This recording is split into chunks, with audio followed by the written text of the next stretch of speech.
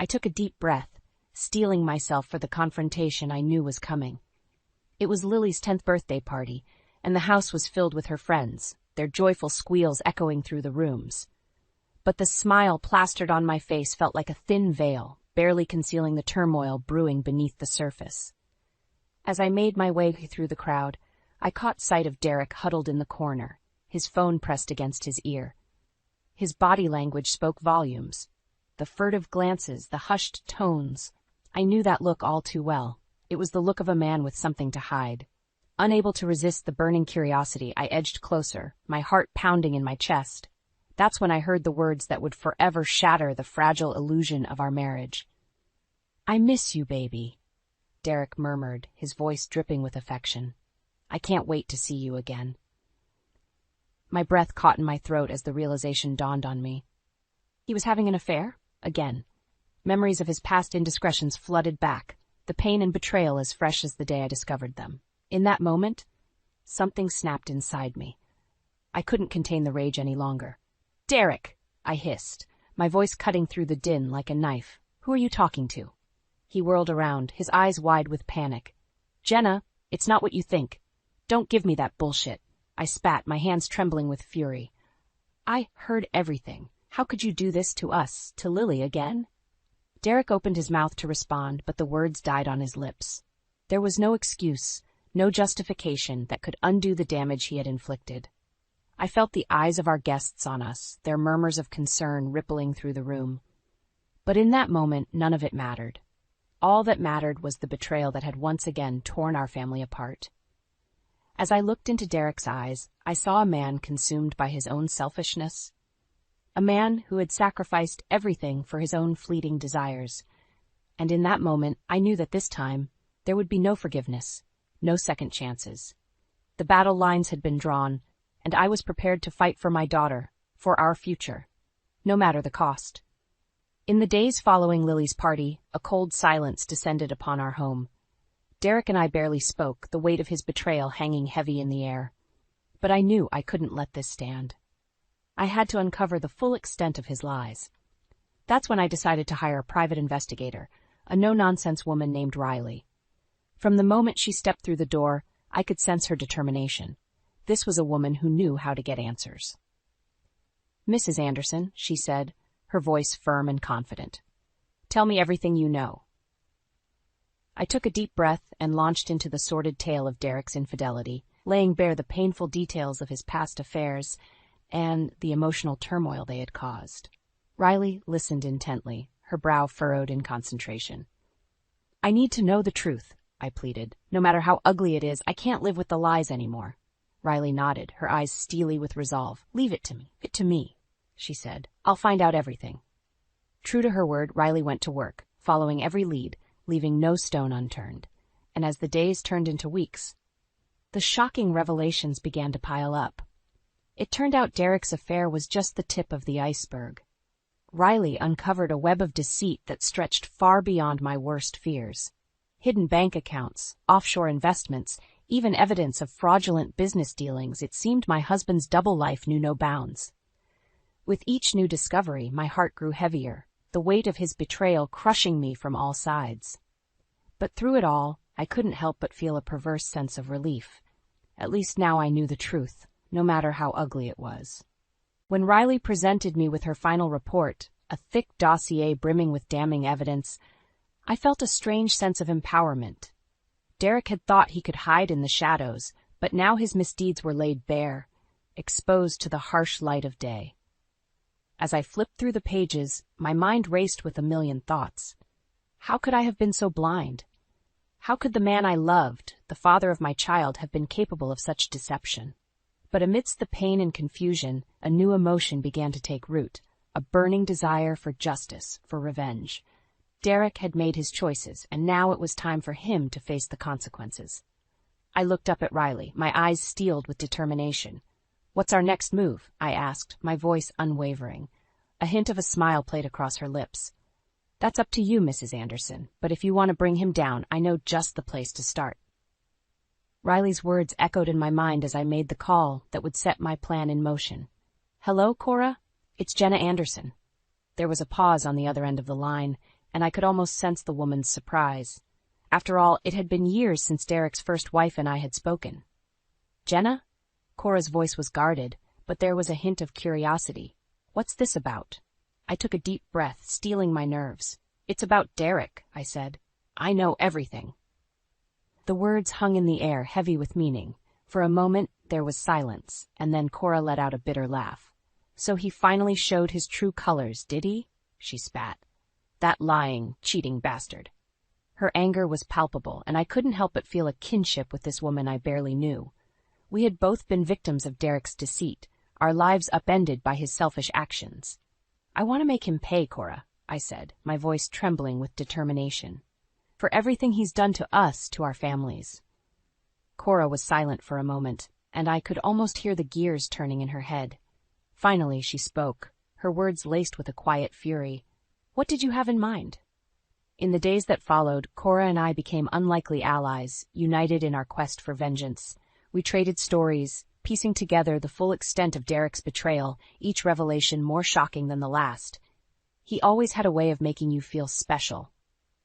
Cora confided, her eyes distant. "Like you were the only one who mattered, but it was all a lie." I nodded, understanding all too well the manipulation tactics Derek had employed. He was a master of deception, expertly spinning his web of lies to ensnare us both. But as we continued to compare notes, a plan began to take shape.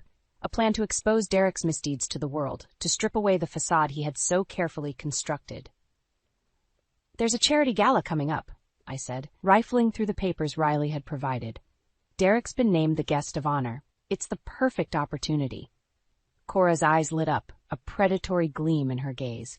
"We can hit him where it hurts the most, his reputation, his precious public image." The pieces were falling into place, and with each passing day, our determination grew stronger. We would gather every shred of evidence, every damning recording, and present it to the world in a way that Derek could never recover from. As the date of the gala drew closer, I could feel the anticipation building within me. This was our chance to finally make Derek pay for his sins, to expose him as the lying, cheating monster he truly was. And when the time came, Cora and I would be ready, armed with the truth and a burning desire for justice that not even Derek's web of lies could extinguish. The days leading up to the charity gala were a whirlwind of activity. Cora and I spent countless hours poring over the evidence Riley had gathered, meticulously planning our next move. "We need to hit him from all angles," Cora said, her voice steely with determination. "Leave no room for doubt or excuses." I nodded, my mind racing with possibilities. We had audio recordings of Derek's tawdry phone calls, bank statements detailing his hidden assets, even testimonies from some of his other mistresses, all damning evidence of his duplicity. "And we need to make sure it's public," I added. "No more hiding in the shadows for him." Cora's lips curved into a predatory smile. "Don't worry, Jenna. By the time we're done, the whole world will know exactly who Derek Anderson really is." As the gala drew closer, the anticipation was electric. We finalized our plans, coordinating every detail with military precision. Cora had arranged for a team of tech experts to hack into the event's audio and visual systems, ensuring our damning evidence would be broadcast for all to see. The night before the gala, I found myself unable to sleep, my thoughts consumed by the impending confrontation.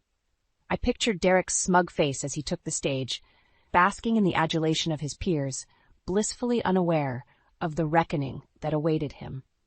A part of me felt guilty for what we were about to do.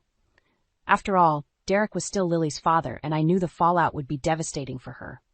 But then I remembered the lies, the betrayal, the years of living in the shadow of his deceit, and my resolve hardened. He had made his choices, and now it was time to face the consequences. The next morning, I dropped Lily off at a friend's house, unable to bear the thought of her witnessing the chaos that was sure to unfold. As I hugged her goodbye, a pang of sadness tugged at my heart, but I knew I was doing the right thing for both of us. When I arrived at the gala, the energy in the air was electric. The city's elite had turned out in force, mingling and schmoozing with their usual pomp and circumstance. Cora was already there, her eyes scanning the crowd with a predatory gleam. "It's time," she murmured as I approached. I took a deep breath, steadying my nerves. This was it, the moment we had been building towards, the moment when Derek's lies would finally be laid bare. As he took the stage, his smile broad and his hair perfectly coiffed, I felt a surge of disgust. How dare he stand there, so smug and self-assured, when his entire life was built on a foundation of lies? But then, just as he opened his mouth to speak, the first audio recording began to play, his voice echoing through the hushed ballroom. "I miss you, baby. I can't wait to see you again." Derek's smile faltered, his eyes widening in panic as the recording continued, laying bare the sordid details of his affair. And that was just the beginning. As the night wore on, more and more evidence was revealed. Bank statements, emails, even surveillance footage of Derek's clandestine meetings. The crowd's murmurs of shock and disgust grew louder with each damning revelation, until the entire room was a cacophony of outrage. Through it all, Derek stood frozen on the stage, his face ashen, his carefully constructed facade crumbling around him. And as I watched him squirm under the weight of his own lies, a sense of grim satisfaction washed over me. This was just the beginning of his downfall, and Cora and I would be there every step of the way, ensuring he paid the price for his betrayal. The fallout from the gala was swift and brutal. In the days that followed, Derek's life unraveled at a dizzying pace, each new revelation more damning than the last. I remember sitting across from him at the kitchen table, watching as the weight of his misdeeds crushed him beneath its immense weight. His eyes were hollow, his once confident demeanor replaced by a shell of a man. "How could you do this to us, Jenna?" he croaked, his voice a mere shadow of its former self. "To Lily?" I felt a flicker of pity for him, but it was quickly extinguished by the memory of his betrayal, his utter disregard for our family. "Don't you dare try to play the victim here, Derek," I spat, my words laced with venom. "You brought this on yourself." He flinched as if struck, but I didn't care. The time for placating his fragile ego was long gone. As the days ticked by, the consequences of Derek's actions continued to mount. Business partners severed ties, friends turned their backs, and the once respected businessman found himself a pariah in the city he had once ruled. Cora and I watched it all unfold with a sense of grim satisfaction, reveling in the knowledge that justice had finally been served. "He's getting what he deserves," Cora murmured as we pored over the latest headlines detailing Derek's downfall. I nodded, my jaw set in determination. It's not enough.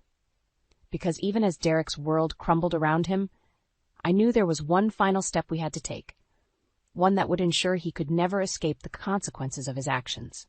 It was then that I made the decision to transfer our joint assets into a separate account, effectively cutting him off from the vast fortune he had amassed over the years. "You're not going to get away with this," Derek snarled when he discovered what I had done. "That money is half mine." But I simply met his gaze with a steely resolve, unflinching in the face of his rage. "Not anymore," I said, my voice calm and measured. "You lost that right when you decided to throw our family away for a few cheap thrills." He lunged at me then, his hands outstretched. But I didn't flinch. This pathetic display of anger was nothing compared to the pain he had put me through. In the end, he stormed off, his threats and curses echoing in the empty halls of our once happy home. But even as he raged and ranted, I knew I had won.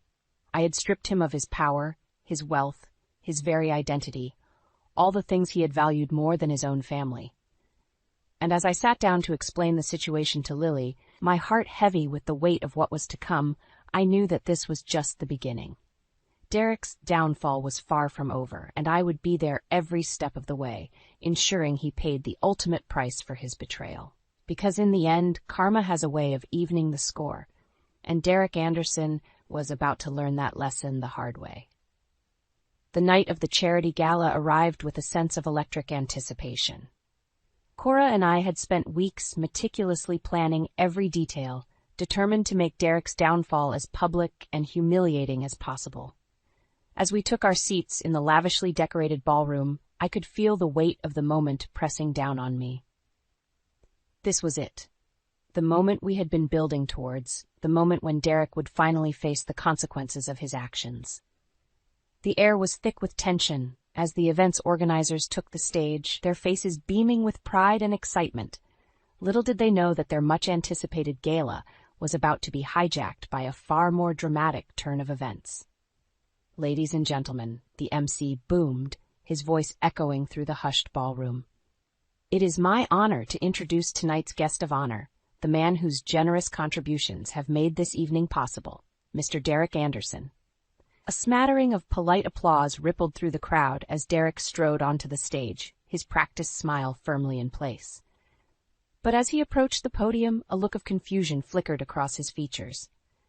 That's when the first audio recording began to play, the familiar sound of his voice filling the room. "I miss you, baby. I can't wait to see you again." Derek's smile faltered, his eyes darting around the room in panic as the recording continued, each sordid detail of his affair laid bare for all to hear. But we were just getting started. As the night wore on, more and more evidence was revealed. Bank statements, emails, even surveillance footage of Derek's clandestine meetings. The crowd's murmurs of shock and disgust grew louder with each damning revelation, until the entire room was a cacophony of outrage. Through it all, Derek stood frozen on the stage, his face ashen, his carefully constructed facade crumbling around him. And then, just when I thought the humiliation couldn't get any worse, Cora's tech team unleashed their final blow, a series of damning videos projected onto the massive screens flanking the stage. There he was, caught in the act, his indiscretions laid bare for the world to see. There was no denying it, no way to spin the narrative. Derek Anderson was a liar, a cheat, and a fraud of the highest order. As the final video faded to black, a deafening silence descended upon the room. All eyes were fixed on Derek, the once revered philanthropist, now reduced to a shell of a man, his reputation in tatters. It was Cora who finally broke the silence, rising from her seat and fixing Derek with a withering glare. "You thought you could hide from the truth, didn't you?" she spat, her voice dripping with contempt. "Well, the truth has a way of catching up with you, Derek. And now, the whole world knows exactly who you really are." Her words hung in the air like a damning proclamation, a final nail in the coffin of Derek's once pristine public image. As the crowd erupted into a cacophony of jeers and condemnation, I sat back and watched the spectacle unfold, a sense of grim satisfaction washing over me. This was it. The moment we had been building towards, the moment when Derek's lies and betrayals were finally laid bare for all to see. And as he stood there, alone and exposed, I knew that this was just the beginning of his downfall. Because in the end, karma has a way of evening the score, and Derek Anderson was finally getting his just desserts. The fallout from the gala was swift and merciless. In the days that followed, Derek's life unraveled at a dizzying pace, each new revelation more damning than the last. Everywhere he went, he was met with scorn and contempt.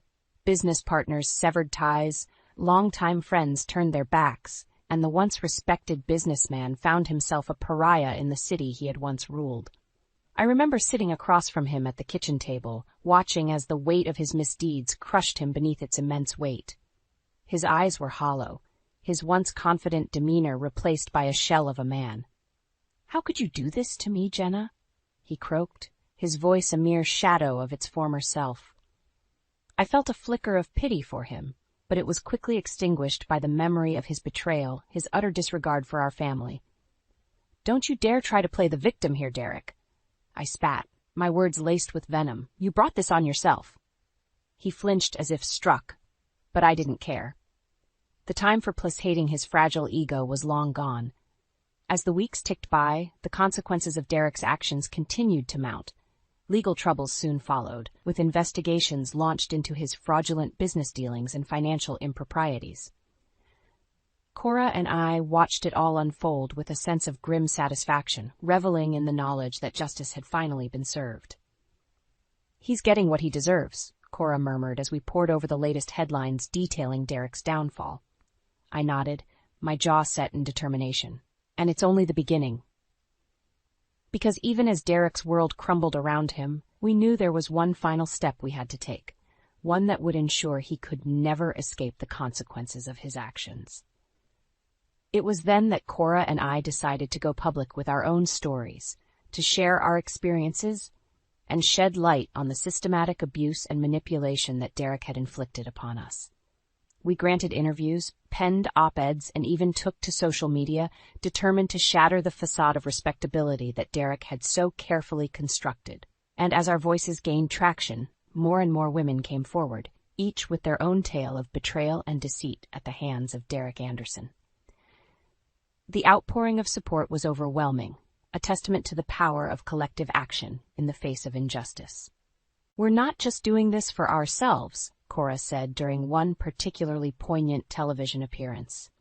"We're doing it for every woman who has ever been lied to, cheated on, or made to feel less than by the men in their lives." Her words struck a chord, resonating with countless viewers who had suffered their own betrayals at the hands of those they trusted most. And as the movement grew, Derek's world continued to crumble around him, his once formidable reputation reduced to rubble. In the end, he was left alone and disgraced, a cautionary tale of what happens when ego and selfishness are allowed to run unchecked. And through it all, Cora and I stood tall, united in our determination to ensure that Derek Anderson would never be able to inflict his brand of pain and deceit on another soul again. Because in the end, karma has a way of evening the score. And Derek Anderson had finally learned that lesson the hard way. The divorce proceedings were a mere formality at that point. Derek's transgressions had been laid bare for all to see, and there was no denying the irreparable damage he had inflicted upon our family. As we sat across from each other in the attorney's office, the tension was palpable. Derek's once imposing presence had been reduced to a shadow of its former self, his eyes downcast and his shoulders slumped in defeat. "You've won, Jenna," he muttered, his voice barely above a whisper. "I hope you're happy now." I regarded him coolly, unmoved by his attempts at self-pity. "This was never about happiness, Derek. It was about justice." The settlement terms were more than generous. A substantial portion of our joint assets, primary custody of Lily, and a litany of legal restrictions designed to prevent him from ever repeating his deceitful behavior. Derek signed the papers without a word of protest, his once towering ego reduced to rubble by the weight of his own misdeeds. As I watched him slink out of the office, a broken man, I felt a strange sense of closure wash over me. The long, painful chapter of my life with Derek was finally coming to an end, and I could begin to rebuild anew. In the months that followed, Cora and I remained steadfast allies, determined to turn our shared trauma into something positive. We founded a support network for women who had been betrayed by their spouses, offering a safe haven for those navigating the treacherous waters of divorce and infidelity. The response was overwhelming, with women from all walks of life flocking to share their stories and find solace in the company of others who had endured similar heartbreak. "We're not just here to commiserate," Cora would say during our meetings. "We're here to empower each other, to remind ourselves that we are strong, capable women who deserve better than the lies and manipulation we've endured." Her words struck a chord, resonating with the countless women who had spent far too long internalizing the shame and guilt heaped upon them by unfaithful partners. And as our movement grew, so too did the public's awareness of the insidious nature of spousal betrayal. What had once been a taboo topic shrouded in secrecy and shame was now being brought into the light, discussed openly and without fear of judgment. Meanwhile, Derek's life had become a cautionary tale, a lesson in the consequences of unchecked ego and selfishness. Legal troubles continued to mount, with investigations into his fraudulent business dealings dragging on for years. But through it all, Lily remained my steadfast beacon of hope. Her resilience and strength in the face of her father's betrayal were an inspiration, a reminder that even in the darkest of times, the bonds of family could endure. As we built our new life together, free from the shadow of Derek's deceit, I couldn't help but feel a sense of profound gratitude for the journey that had brought us to this point. It hadn't been easy, and there had been moments when I had doubted my own strength, but in the end, the truth had prevailed, and justice had been served. And as I looked towards the future, I knew that our story was far from over. There were still countless women out there struggling with the pain of betrayal, and it was up to us to shine a light on their experiences, to give them the courage to speak their truth and demand better. Because in the end, karma has a way of evening the score, and Derek Anderson's downfall was a testament to the power of resilience, determination, and the indomitable human spirit.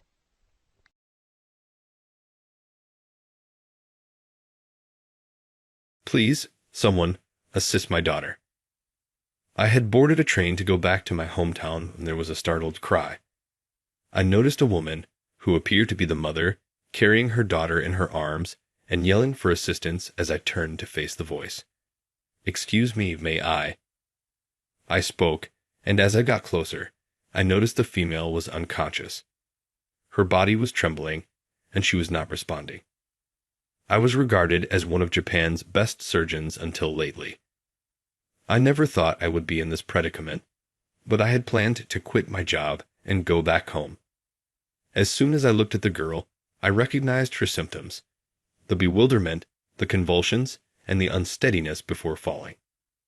The state of this girl is, does anyone have juice? Jonathan Sullivan is my name.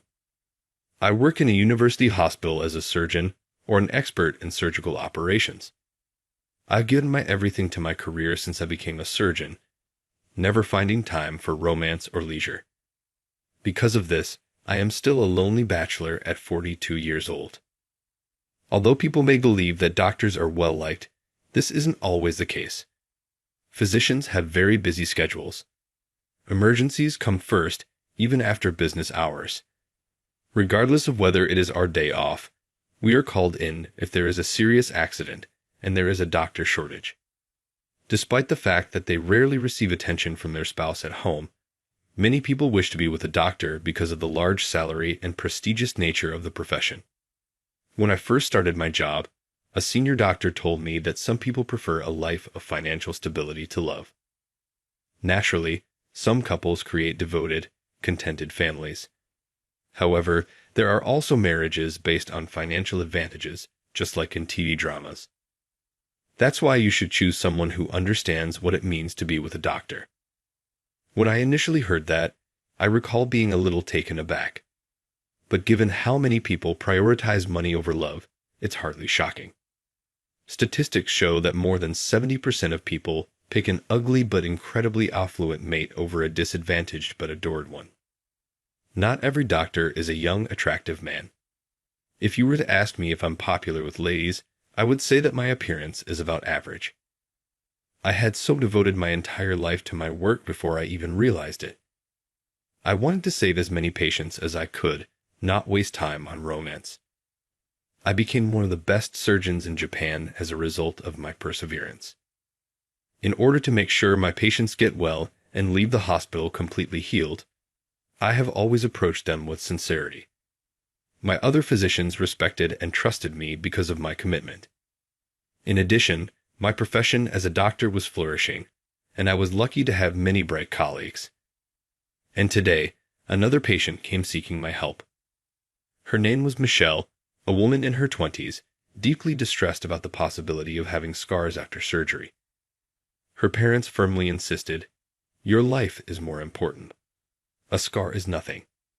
But she cried and refused to undergo surgery. If it's going to leave a scar, I'd rather not be cured. Understanding her concerns, I propose an alternative to her and her family: minimally invasive laparoscopic surgery. Laparoscopic surgery leaves almost no scars. We make 4 small incisions to insert the instruments, but they are only about 0.5 millimeters to 1 millimeter in size. I explained, while showing examples of post-surgery scars.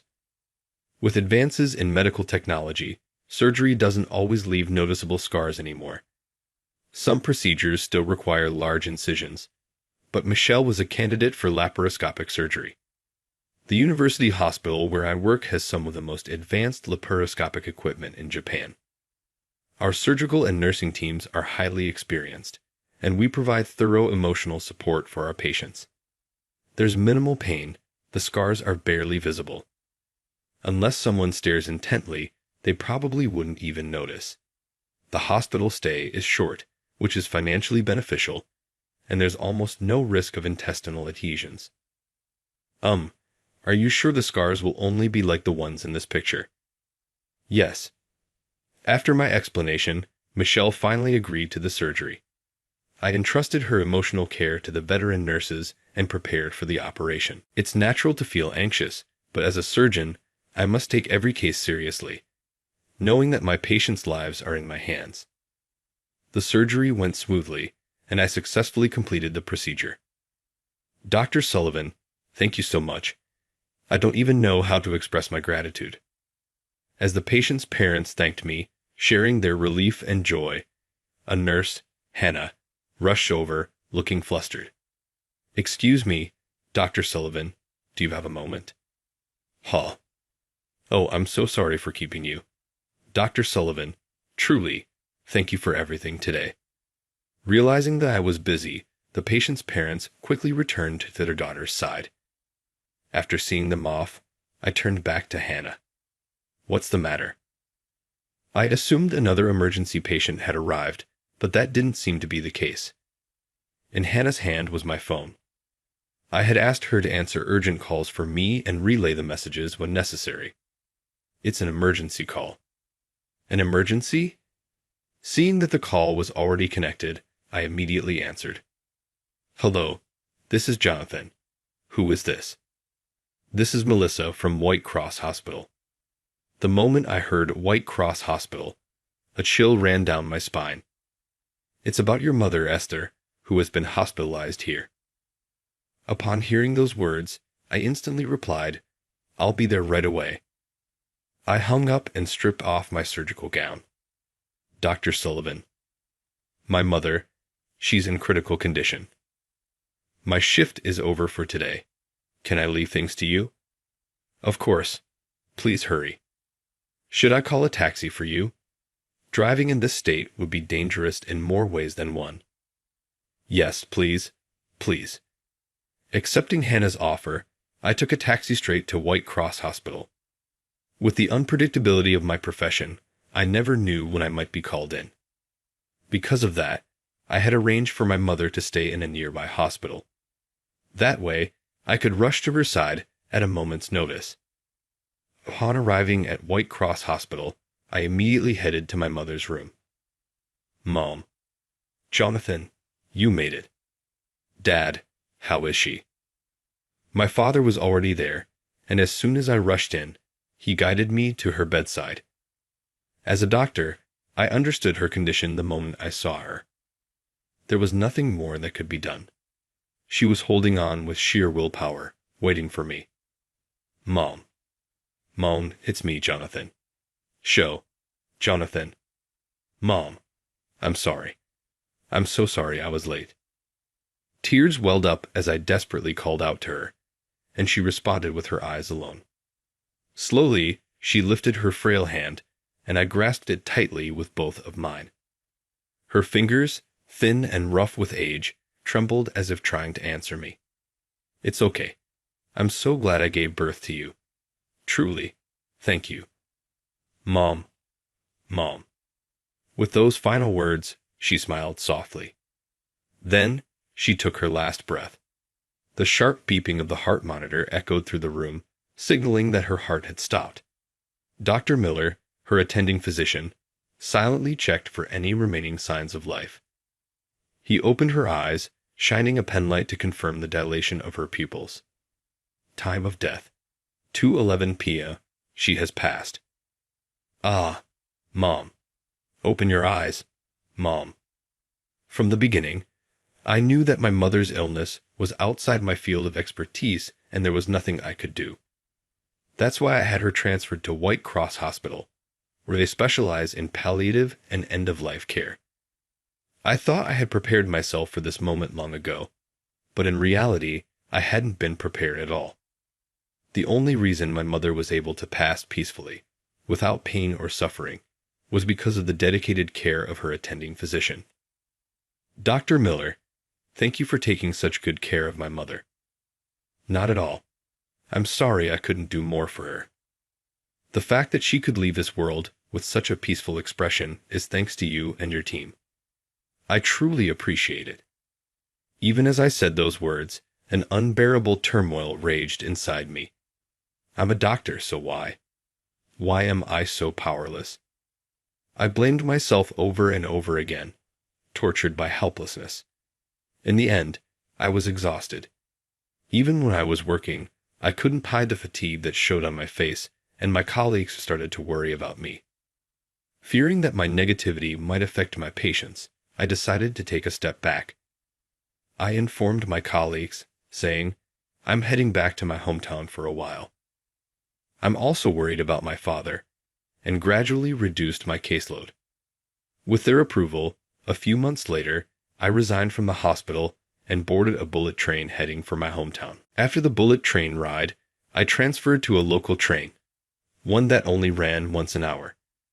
Through the train window, I gazed at the familiar countryside scenery for the first time in years. Instead of tall buildings, there were lush green fields and rice paddies stretching alongside the tracks. On the roads, small pickup trucks replaced the latest model cars, and there were only a handful of shops. It was the kind of rural town that anyone would picture when they thought of the countryside. It wasn't as convenient as the city, but in exchange, it was full of nature, and the air was fresh and crisp. The water was clean, too. I remembered playing in the river as a child, and the memory brought a small smile to my face. I was sure that even now, the local kids still played in that river. That was one of the charms of growing up in the countryside. Kids raised here tended to be fearless and wild. It really feels like I'm home. As I reflected on that, I shifted my gaze to the other passengers on the train. Despite this being the only train for an hour, there were few passengers, mostly elderly people and students. The lively chatter of the students was so clear that I could almost hear every word of their conversation. But my attention was drawn to the two passengers sitting in front of me. Judging by their appearance, they seemed to be a mother and daughter. The mother was supporting her daughter as they sat together. The girl wore a school uniform. She was likely a high school student. Her mother appeared to be around my age. "You need to stop dieting so much. You're so annoying. Don't talk to me like that. Extreme dieting will ruin your health." She was gently advising her daughter, but the girl, seemingly irritated, dismissed her mother's concerns. The mother was right to worry. That girl's condition, even at a glance. Her complexion was visibly pale, and she showed signs of unsteadiness and trembling. Judging from her mother's words, just sitting upright was likely exhausting for her. "You're already skinny enough.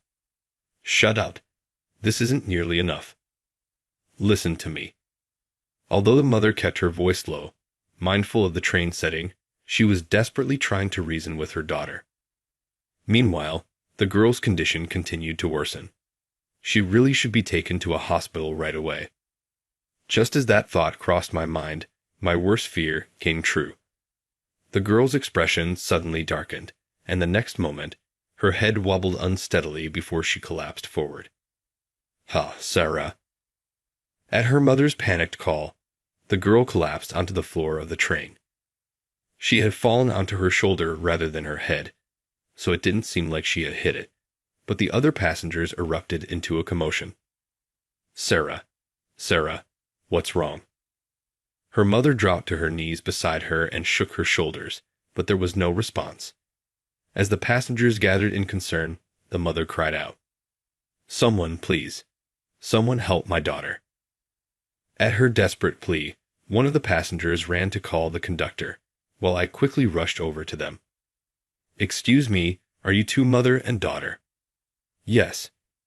"What's your daughter's name and age?" Her name is Sarah. She's 17. "Sarah, Sarah, if you can hear me, squeeze my hand." I took Sarah's hand and called her name in a slow but firm voice, but there was no response. "Excuse me, I'm going to need to examine her." "Yes." Sarah couldn't respond, so her mother answered for her.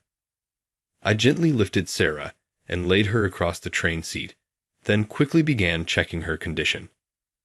I examined her head for any injuries, checked her lower eyelids, made sure her shoulders weren't hurt, and assessed her pulse and skin condition.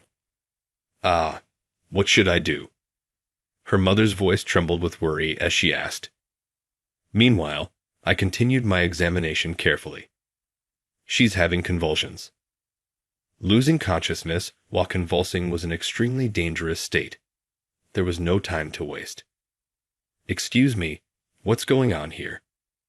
Call an ambulance to meet us at the next station. She's experiencing severe hypoglycemia. Make sure the platform is cleared for immediate transport and keep bystanders away. Understood. The conductor quickly followed my instructions and rushed off. Sarah has been dieting, hasn't she? Lately, had she seemed more fatigued or weak? Yes, she's been getting tired so easily. Has she been sweating excessively as well? Yes, that too. Is she going to be okay? As I listened to her mother's responses, I lightly tapped Sarah's cheek to check for any reaction. Supporting her upright slightly, I encouraged her to regain consciousness. Her eyelids fluttered faintly. Sarah, stay with me. If you can hear my voice, squeeze my hand. Although weak, she managed to lightly squeeze back. Seeing that she was still responsive, I quickly scanned the gathered passengers. Does anyone have juice or something sweet? This is an emergency. Please, someone help my daughter. Her mother joined me in pleading. A student hesitantly offered a bottle of sports water they had been holding. I already drank about half of it, but thank you. I'll take it. Here, for the cost. Hull. No, that's not necessary. Ignoring the student's hesitation, I pressed a $5 note into his hand and took the bottle. Supporting Sarah, I helped her drink as much as she could manage. Why juice? Sarah's symptoms indicate hypoglycemia. If this is a recurrent issue, medication would be necessary. But has this ever happened before? No, this is the first time. Therefore, I'm administering sugar through juice as an emergency measure. The best course of action now is to get her to a hospital as soon as possible. Slowly but steadily, Sarah drank the apple juice. After finishing most of what was left in the bottle, she let out a tired sigh. Apple juice contains approximately 15.10 grams of glucose per 350 ml. If she managed to drink around 240 ml, roughly half the bottle, it would be enough to stabilize her for now. You did well. Just rest until we reach the next station, okay? I gently laid Sarah down on the seat and checked her pulse before turning to her mother. Ma'am, hypoglycemia can easily occur when an unbalanced diet, like extreme dieting, disrupts blood sugar levels. Sweating and trembling are common symptoms, but in severe cases like this, it can lead to seizures and even a coma. I see. The best way to treat it is by consuming foods or drinks containing sugar. However, forcing liquids into someone who is unconscious can be dangerous. If this happens again, try to wake her up first or call an ambulance immediately. I understand. Thank you so much for everything. As I spoke with her mother, I noticed Sarah's consciousness gradually returning. It seemed the glucose was starting to take effect. Soon, the train arrived at the station, and paramedics carrying a stretcher rushed inside. Sarah was carefully lifted onto it and taken away. I stepped off the train with them and provided the paramedics with details about Sarah's condition and the emergency treatment I had administered. Doctor, thank you so much. Sarah's mother expressed her gratitude over and over again. Before I knew it, she had practically forced me to exchange contact information with her. After watching the ambulance drive off, I let out a deep sigh. I came home to take a break, so why am I doing this? Even so, seeing the relief on their faces filled me with a sense of fulfillment. Yeah, I'm glad I became a doctor. With the commotion settled, I arrived home much later than expected. My father welcomed me warmly. You're finally home. You must be exhausted. Get some rest. Sorry I haven't been able to visit sooner. What's there to apologize for? Your mother and I were always proud of the man you've become. His words lifted a weight off my chest. The next day, I received a call from the woman I had helped yesterday. This is Sarah's mother. I apologize for not introducing myself earlier. My name is Charlotte. I just wanted to thank you again for yesterday. I'm Jonathan Sullivan. After exchanging introductions, she shared an update on Sarah's condition. Dr. Sullivan, your diagnosis was correct. My daughter was suffering from hypoglycemia, as you suspected. She was admitted for observation last night. She did say, I won't do extreme dieting anymore. But yes, she still refuses to give up on dieting entirely. It seems she's planning to try something else. As a mother, it was natural for her to be concerned. But at the same time, I understood that a teenage girl would naturally want to lose weight. Even though I wasn't officially responsible for her care, a part of me wanted to follow through with a patient I had once treated. Jonathan, what's wrong? Lost in thought while gripping my phone, I looked up as my father spoke to me. Of course, leave it to me. With Charlotte's permission, I sat across from Sarah, just the two of us. What about my mom? I thought you might find it easier to talk without her here, so I asked her to step aside. But if you'd rather have her join us, I can call her over. No, thank you, Dr. Sullivan. It seemed I had made the right choice. Sarah slowly but surely began opening up. My dream for the future is to become a doctor. Really? Yeah, but not a doctor like you, Dr. Sullivan. I want to be a cosmetic doctor. A cosmetic surgeon. Huh.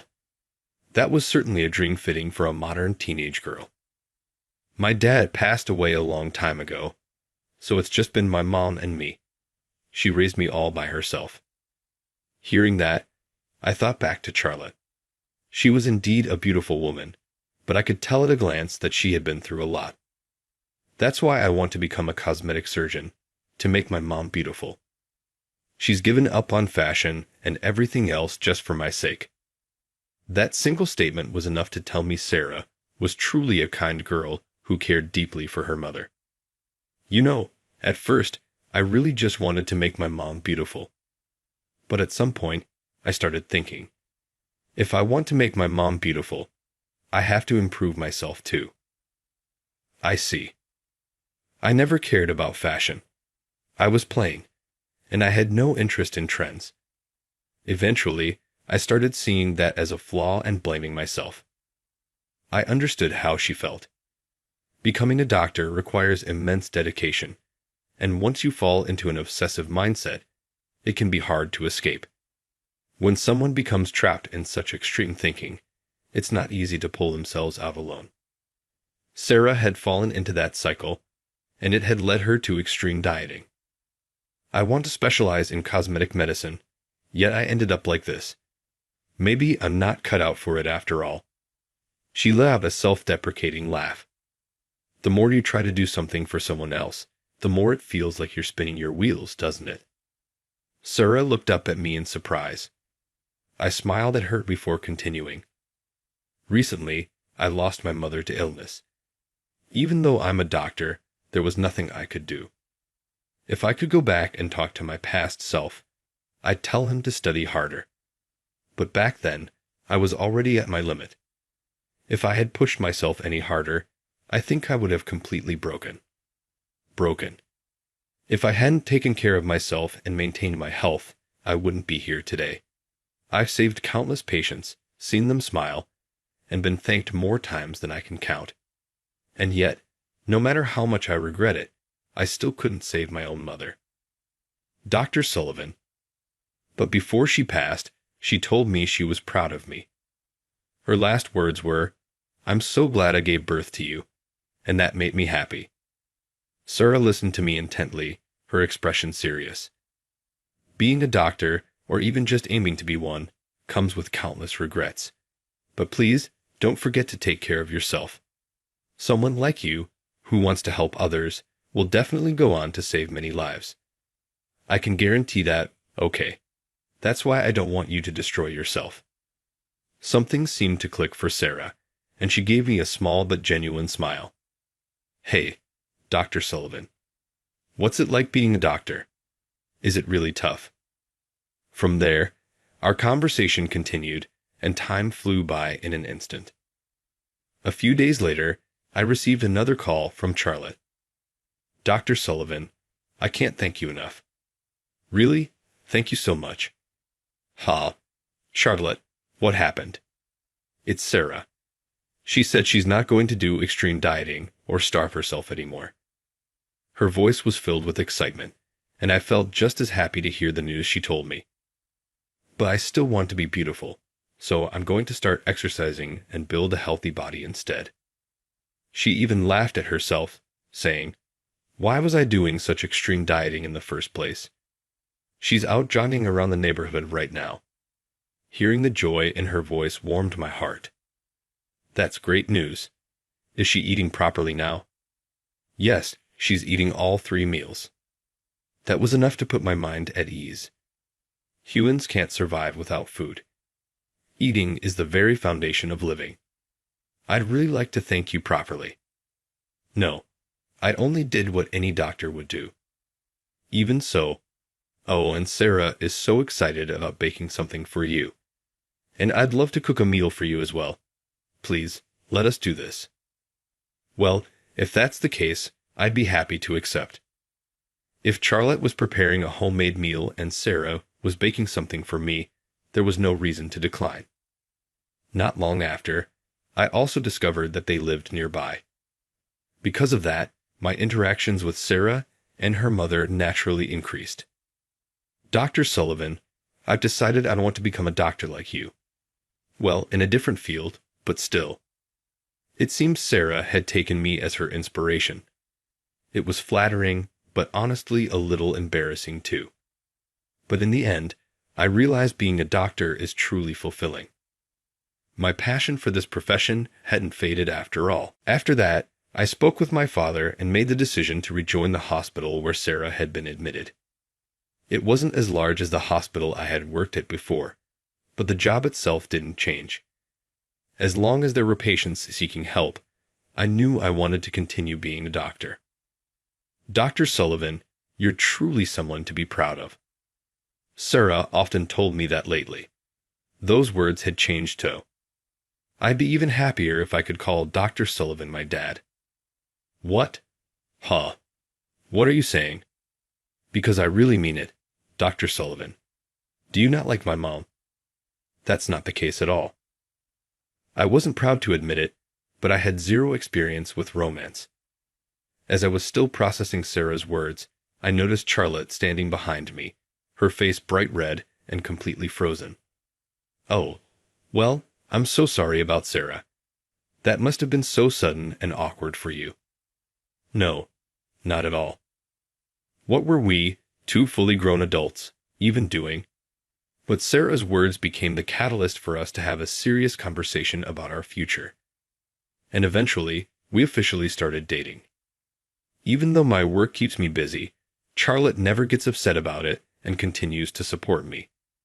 In return, I intend to cherish her just as much. A few years later, we had a small but heartfelt wedding, surrounded by the blessings of our loved ones.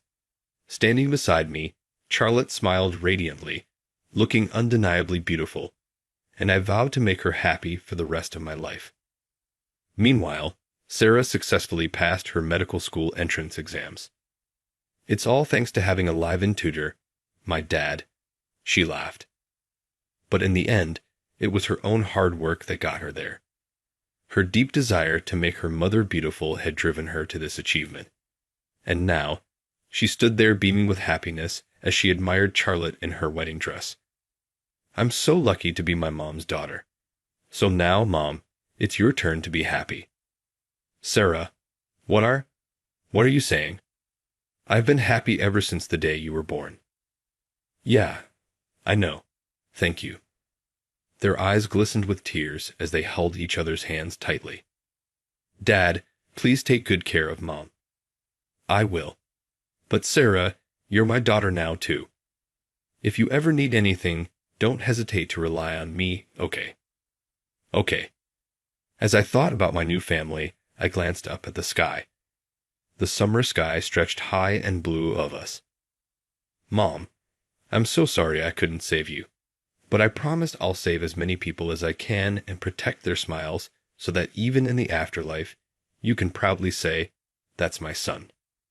And of course, I'll take care of Dad as well as my new family, Charlotte and Sarah. From a distance, I heard a voice calling out, "Dad, I'm coming."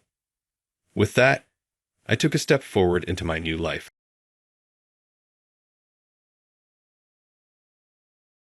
I'd like to withdraw $11 billion. Amy, a recently graduated bank employee at a large bank, gave me a sarcastic smile when I mentioned this. "Excuse me, is this some bottom-tier company going bankrupt?" Calling my business subpar, I had to giggle because it was so ridiculous. If my company is bottom tier, then every company dealing with your bank falls under the same category, don't they? What's making you laugh? That is really eerie. Amy scowled when she saw that I was laughing coolly rather than becoming angry. They taught you who I am, didn't they? You deliberately lack preparation. Who are you? Now it appeared that things were beginning to move. Amy was so focused on me that she was unaware of the movement behind her. I looked at the staff assembling behind her and spoke louder. "I'm closing an account worth $100 billion. Wait, 100 billion? I tried to tell you several times who I am, but you just mocked me without listening properly." It was funny to see Amy's shocked expression as she looked about at the staff gathered. This bank might collapse, you know. Susan Smith is my name. I'm 52 years old, and I own a sandwich shop called Bloom. We serve delectable sandwiches with the idea that you'll still want more after you're full. I work at another job in addition to running the sandwich restaurant. However, at the moment, I'm enjoying managing the store and using my days to look up recipes for delectable sandwiches and components. Greetings. Avocado mayonnaise sandwiches are the special of the day. Customers flooded in as soon as the store opened. Large firms encircled the neighborhood. Thus, many office workers also visited that day. Avocado mayo is the new special. A chat started with a young woman customer who had been frequenting the business since the spring. To be honest, I let have a small side to myself, thinking, she's back. Her aura was bold and aggravating, despite her youthful appearance and attractive face. "Hello. That's correct. Please try it out." "How much is it?" "The price is $5. As anticipated, she said, "Make it $4, which confirmed my uneasy impression. "Isn't that a new item?" "I'll give it a taste test." "I'm sorry, but we can't offer discounts to individual customers." "Why not?" "I'm willing to assess whether it's excellent enough to be a regular menu item." I could only keep quiet because I had no need for such judgment. She crossed her arms, glared at me, and snorted. "I told you before, negotiations over price are difficult, as I mentioned. Are you unaware of what customer service is? Despite the fact that it's not very good, I visit here every day."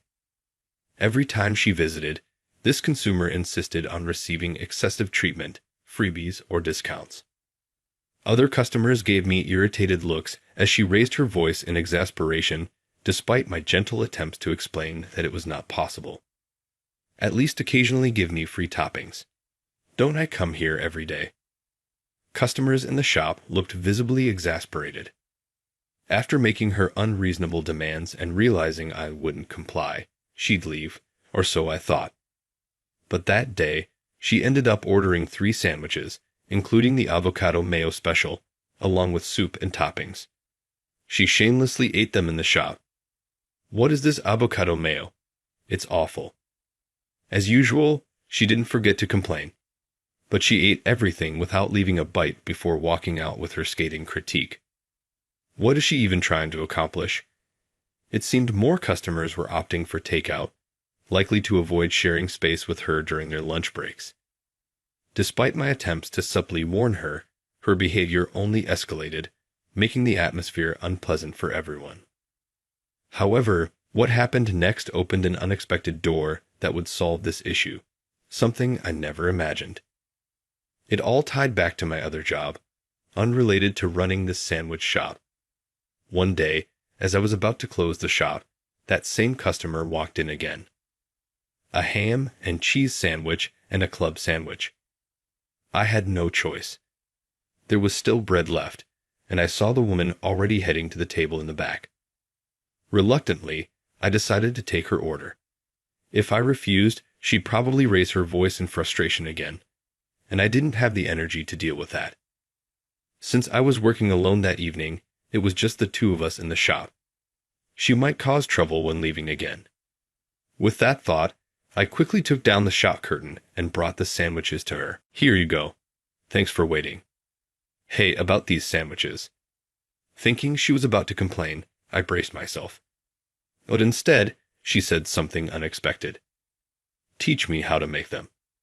Excuse me. Well, our recipes are kind of a trade secret. Our sandwiches don't fall apart easily, so customers often ask how we make them. But it's not something I can explain in a single sentence. For anyone not serious about learning, I usually say it's a trade secret, and they leave it at that. Why is the bread so crisp? And how do the fillings stay in place so perfectly? That's what I'm asking. Her question was so basic that I was both baffled and surprised. Maybe try using sandwich molds. They're available for sale. No way. It has to be handmade. That's the only way to impress a man, right? For some reason, she glared at me, leaving me at a loss. At the same time, I was surprised to think that even this ill-tempered, irritable woman might have a boyfriend. Write down a clear guide on how to make your sandwiches. Got it? No, we don't offer that kind of service. I made a troubled face, but it clearly wasn't going to work on someone like her. And today, you'll give me a discount, right? She grinned smugly, and I saw yet another haggling attempt. Supermarkets discount their food after certain hours, so you should do the same. As expected, she demanded both a recipe and a discount. Finally, fed up with her arrogance, I decided to push back. In that case, how about buying all the leftover toppings and sandwiches? Are you trying to offload unsold items onto a customer? Do you think a business provides services for no reason or purpose? Every shop offers service based on its own policies. Feeling I had stood my ground, I walked away from the table. Not long after, the woman left in a huff, clearly irritated. If I never see a customer like her again, it'll be too soon. I felt utterly drained as I went to clean her table, only to be shocked by what I found. The table was littered with garbage. Apparently, her ever-present bag had been stuffed with trash. I cleaned up, marveling at the sheer amount of it. If she showed up again, I resolved to tell her not to return. The next day, I found myself running to the bank while still wearing my sandwich shop apron. I'd realized that the lease for the shop space was about to be renewed, and I needed to deposit $30,000 that very day. Planning to take care of it as soon as the bank opened, I left the morning prep to my staff and rushed out. I arrived at Summit Bank's main branch, a bank I had a long-standing relationship with through my other job. After taking the queue ticket and waiting a while, a female teller stood up and called my number. As I approached the counter, I couldn't hide my surprise. The teller was, "Hello, I didn't know you worked at this bank." It was the same abrasive, ill-tempered customer from my shop. Hearing my voice, the woman glanced at me. That's when I noticed her name tag and learned her name was Amy. Deciding to put aside the littering incident for now, I greeted her politely. "I'm sorry about the other day, not being able to teach you the sandwich recipe." "Never mind that. What's your business here?" She had been all smiles with other customers, but when addressing me, she frowned and spoke curtly. Her expression was intimidating, and I couldn't help but stammer in response. "Well, I'd like to withdraw $30,000. As I said this, while pulling out my bank card, Amy gave me a visibly exasperated look. "Oh, for a withdrawal of that amount, we need to check with the branch manager." "Really? Then could you ask them as soon as possible? I'm quite busy since I need to open my sandwich shop soon." Sure, please wait here. The bank had just opened, and it was already bustling with customers. The counters looked very busy. Still, I thought I'd be able to get back in time to open my shop at 11:30. Naturally, that's what I assumed. But even after 30 minutes, then an hour, my name wasn't called. Thinking this was odd, I decided to gently ask Amy what was happening.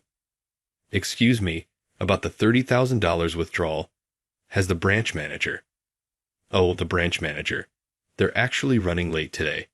Please wait a little longer. Amy didn't even make eye contact, nor did she apologize. Her cold, indifferent tone was starting to irritate me. Wait a minute. When is the branch manager supposed to arrive? As Amy began calling the next customer, I hurriedly asked. Who knows? I'll let you know if I find out. She moved on to the next customer. Apparently, I had no choice but to wait. I tried to calm my growing frustration and waited another hour. Before opening, I had to prepare the ingredients, bread, and side dishes. Even though a staff member was there to help, I couldn't leave everything to them. While getting instructions over the phone, I continued to wait impatiently for another hour. It had already been 3 hours since I arrived at the bank.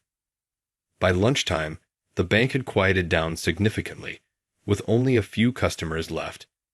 I noticed Amy was about to leave her counter. Feeling desperate, I approached another staff member walking around the floor. Excuse me, is the branch manager still not here? I heard they were running late. The staff member's response was surprising. The branch manager has been here the entire time and wasn't late at all. I glanced toward the person they pointed out and was taken aback. The branch manager was a woman I didn't recognize. That's when I remembered. The former branch manager had visited one of my other workplaces to announce their departure.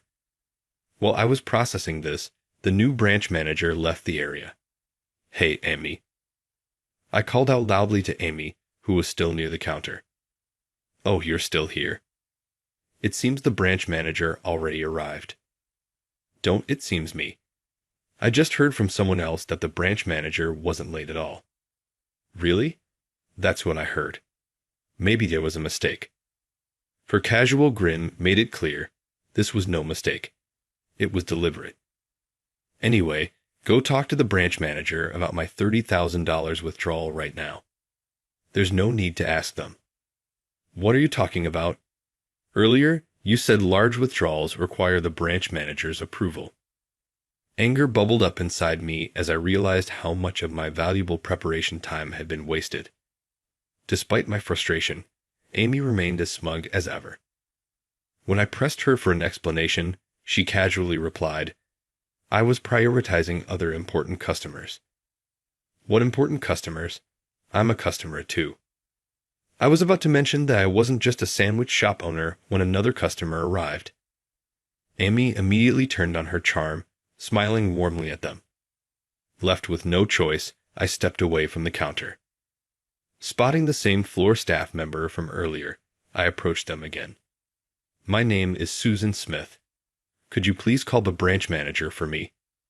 Upon hearing my name, the staff member's eyes widened.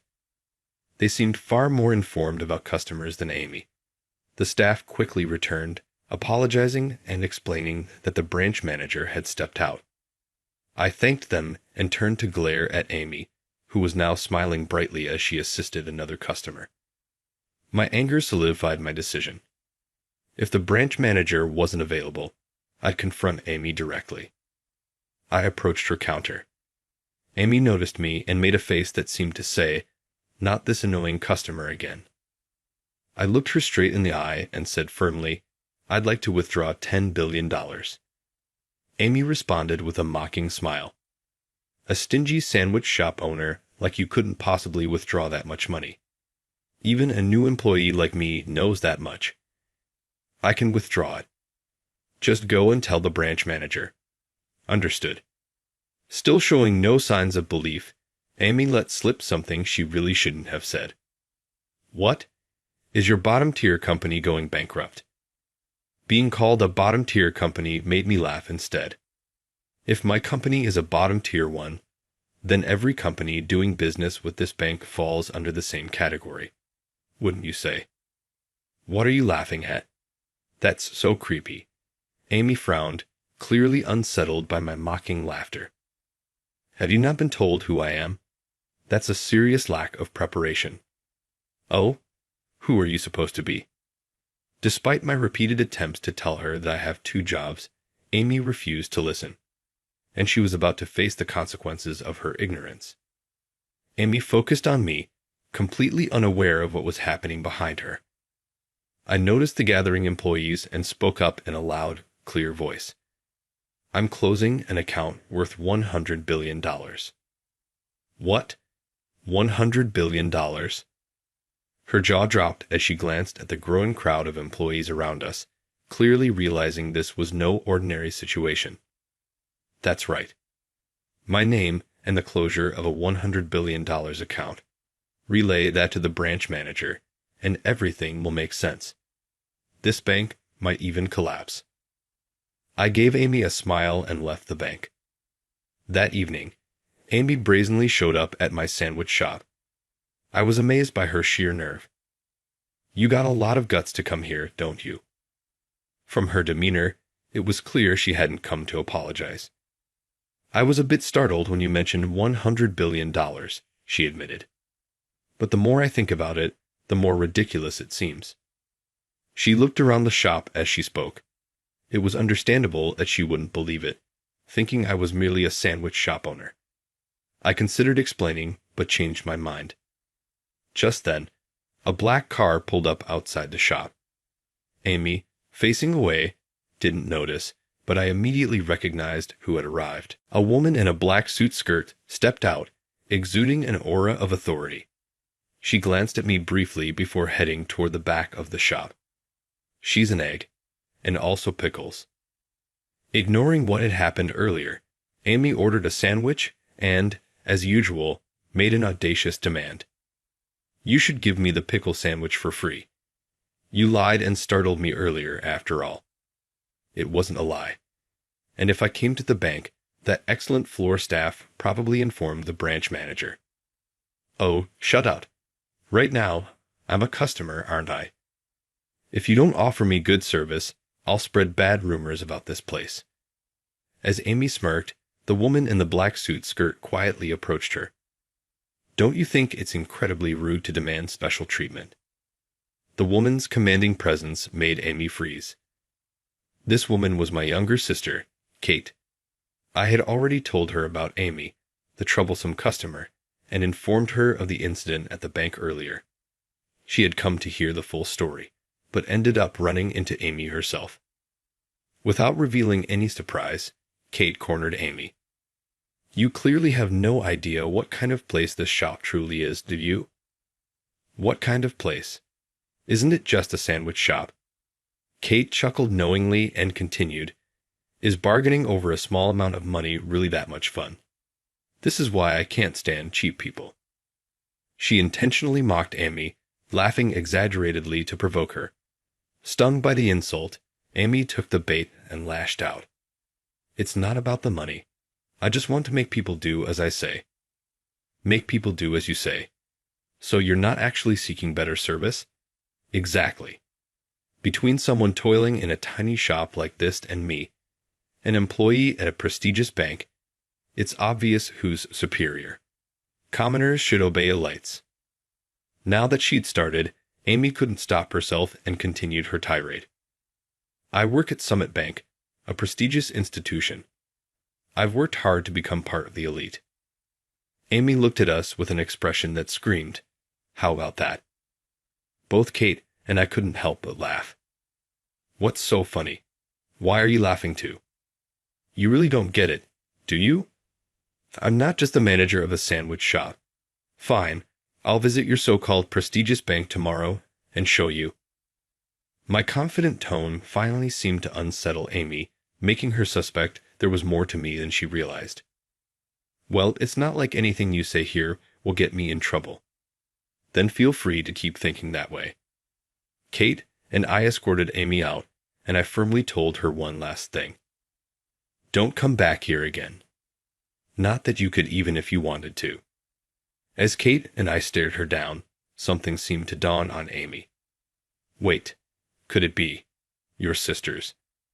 It seems I was too late to realize it. The next day, instead of wearing my apron, I went to the bank dressed in a suit similar to Kate's. Although we were in a position where the bank should be the one visiting us, Kate and I deliberately entered through the main front entrance together. The employees greeting customers seemed overwhelmed by our presence, whispering among themselves. From where we stood, I could see Amy sitting at the front counter. Ignoring the number ticket system, we walked straight to Amy's counter. Amy, noticing the sound of our heels clicking, looked up and froze when she saw me, not in my usual apron, but in a sharp black suit. I caught her completely off guard. Did you actually come here? Amy barely managed to speak, her face visibly pale. Of course. As I told you yesterday, I'm here to close the 100 billion account. Seeing me say this so confidently, she must have realized I wasn't an ordinary person. Amy was visibly trembling and seemed unable to speak further. I am Susan Smith of the S&T Group. Call the branch manager immediately. Wait, S&T Group? As in the multinational trading company? Yes, exactly. Didn't I tell you yesterday? Running a sandwich shop isn't my only job. Amy was completely deflated, her eyes darting around nervously. Noticing this, a floor staff member who had been watching quickly realized who we were and offered to escort us to the back. In the meeting room we were taken to, the female branch manager introduced earlier by the staff walked in. We deeply apologize for the repeated discourtesy of our employees. As she spoke, the branch manager glanced at me twice. Realizing that I was also the sandwich shop owner, it became clear she was one of my customers. I never imagined that the sandwich shop manager was affiliated with the S&T Group. To this, I replied, shaking my head in disbelief. You haven't even come to introduce yourself since taking this position. I was informed that the branch manager had changed. Well, I've just been so busy, and for that, I truly apologize. Her excuse was outrageous. Claiming she was too busy to make introductions demonstrated how little she understood the significance of our company as a client. Well, it seems like the branch manager matches the quality of that employee, doesn't it? Kate muttered under her breath. I nodded firmly. We're here for one reason. We're moving the $100 billion we deposited in this bank. Complete the procedure immediately. At that moment, a woman who introduced herself as the vice president entered with another executive and a pale-faced Amy. On behalf of both our staff and the branch manager, we sincerely apologize for this series of mistakes. The vice president was a woman, and I remembered seeing the news when she became the bank's first female vice president. Well, that's certainly the case, especially since this newly hired employee kept me waiting for 3 hours and even lied to me. It seemed Amy had confessed to everything. The vice president continued to apologize for her employee's mistakes. Suddenly, a childlike sobbing echoed through the room. But I didn't know she was such an important person. Instead of apologizing, Amy started crying, leaving me too stunned to respond. I also failed in my supervision. I'm truly sorry. Even the branch manager apologized, with tears in her eyes. Noticing this, the vice president addressed both of them while continuing to apologize to us. You two, tears have no place in the business world. Before you cry, acknowledge your mistakes and apologize properly. I was relieved that the vice president still had some sense. She's absolutely right. Crying in a situation like this is just pathetic. That's why women aren't taken seriously. As sisters who succeeded our father's position, we've lost count of how many times we were questioned if women could handle the role. Hearing this, the two wiped their tears. We deeply apologize for everything. Enough with the apologies. What was the meaning behind your ridiculous behavior toward me? It seemed the issues extended beyond what happened at the bank. The vice president glared at Amy, while the branch manager nervously looked at her. I was annoyed because she wouldn't teach me how to make her sandwiches, and she even scolded me at the shop. And on top of that, they wouldn't give me a discount despite me going there. That's it. It was just a bit of stress relief and a childish prank. Her explanation about stress relief seemed connected to her "commoners should obey elites" comment. Still, her excuse sounded more like a child's reasoning. So, I asked her, "How did you even come to relieve your stress at a sandwich shop?" Well, it wasn't much of a place, and the staff were mostly older women. Amy's comment made both Kate and me burst out laughing. On the other hand, the vice president glared at Amy, who had blatantly dismissed my shop as nothing special, while the branch manager kept apologizing profusely. If I had known from the start that you were connected to such a large corporation, I never would have done this. So my shop is nothing special, according to her. We're just a couple of middle-aged women laughing. I nodded at Kate's words and decided to educate Amy thoroughly. Listen carefully. The person next to me is Kate Smith, the fifth-generation CEO of the SNT Group, and I am Susan Smith, the executive vice president. Our group has deposited $100 billion in this bank. Middle-aged women as executives, and really, a $100 billion deposit. That's right. Now, can you imagine what would happen if we moved all $100 billion out of this bank? Amy's face turned even paler. Bankruptcy. Exactly. I specialize in managing these deposits, and it's entirely up to me where and how our funds are moved. Amy collapsed to the ground as if her strength had left her, while the branch manager turned pale. Kate added with a smile, "By the way, you mentioned that the shop was full of middle-aged women. Those women are all wives of CEOs from our affiliate companies." That's right. The sandwich shop is just a hobby of mine, and these CEO wives help out as a form of social engagement. I nodded at Kate's explanation, revealing the truth behind the shop. Amy, now visibly aged despite being young, turned to us with a look of disbelief.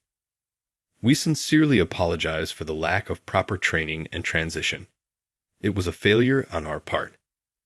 After our discussion ended, the vice president and another executive profusely apologized. As for the future of these two individuals, we will proceed according to your judgment. We assure you that we will implement thorough training for all employees to ensure this never happens again. Could you grant us one more chance? Hearing the vice president's plea, Kate and I exchanged glances. Very well. Show us what you consider the best course of action, I said, leaving the decision to the vice president. Depending on their decision, we were prepared to move the $100 billion, and it seemed they understood that. Hearing this exchange, Amy, trembling uncontrollably, suddenly shouted, "I'm truly sorry." We ignored her words and turned to the vice president, maintaining a firm stance. "You have 3 days. We'll await your response." We calmly exited the meeting room, leaving them behind. That evening, while at the sandwich shop, I was surprised to see an unexpected visitor. "I'm truly sorry for everything." Amy stood before me, pale-faced, apologizing. But what good would that do now? As I said earlier, we've left everything to the vice president's judgment. Seeing that I was unyielding, Amy began to tear up again. I finally got into a mega bank, and at the headquarters, no less. That's unfortunate. You shouldn't have come to my shop in the first place. I came because your sandwiches were delicious. Making something so good ruined my life. Still blaming others. I was exasperated and decided to set her straight. Your narrow-mindedness, biased thinking, and self-centered arrogance brought this upon you. Hit by my words, Amy seemed at a loss for a retort. By the way, I hadn't intended to mention it, but now I felt like telling her everything. You wanted to learn how to make sandwiches because you had a crush on one of my customers, didn't you? I had noticed her sending longing glances toward one of the shop's regulars and assumed it was for a romantic interest. That's not true. Oh, is that so? Well, I'm glad to hear it. I already told him everything about your misbehavior. No way. You're 100 years too early to even think about falling in love after causing so much trouble for others. With Amy now sobbing again, I kicked her out of the shop and firmly rolled down the shutters.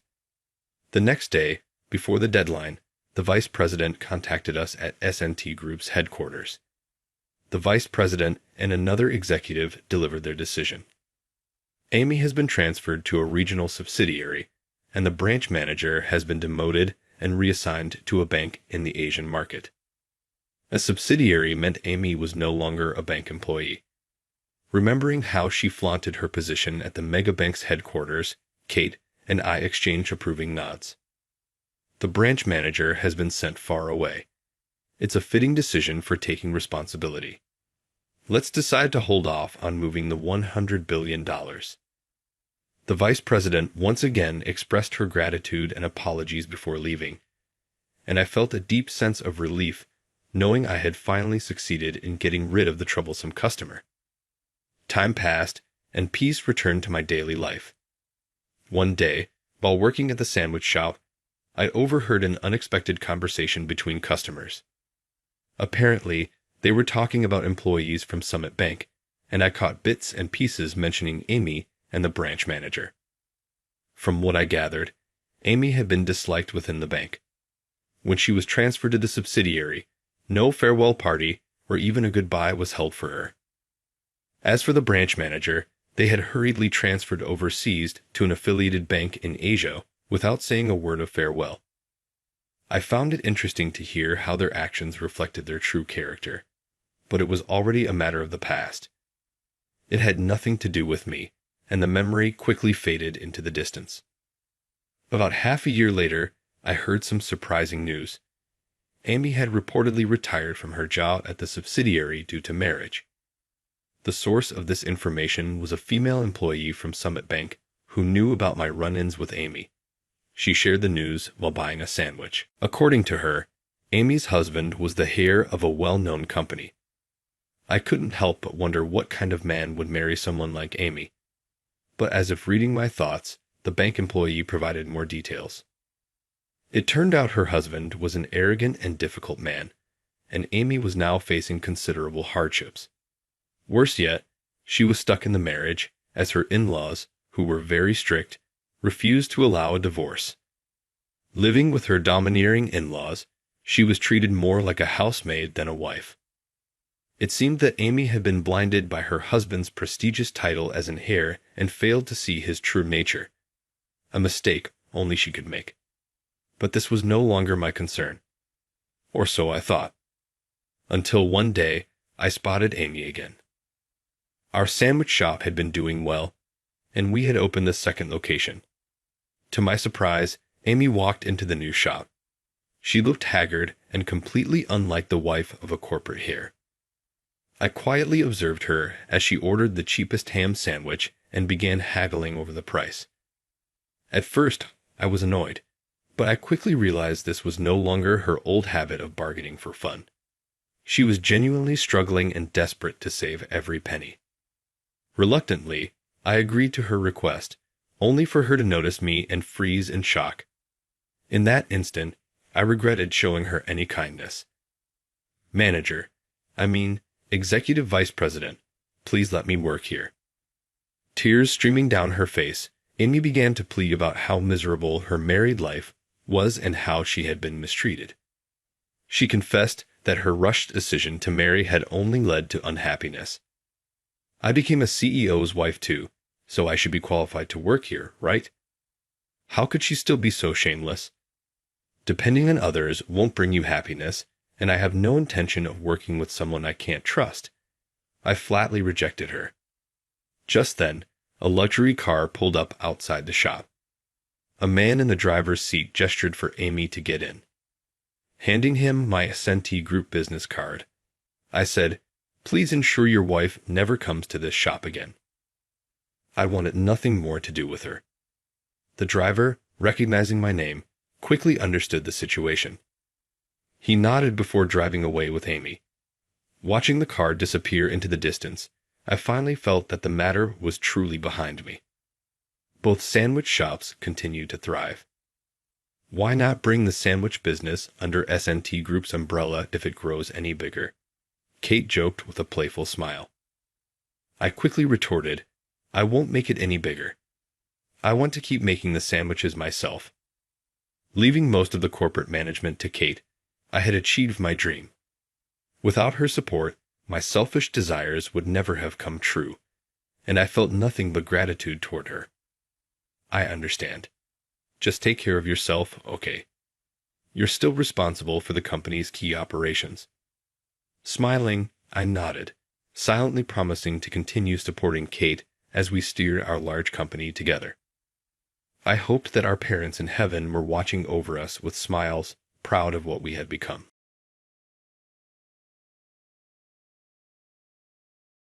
Please submit your resignation as soon as possible. You've been fired already. The sound of my manager, Harvey's irate voice, reverberated throughout the workplace.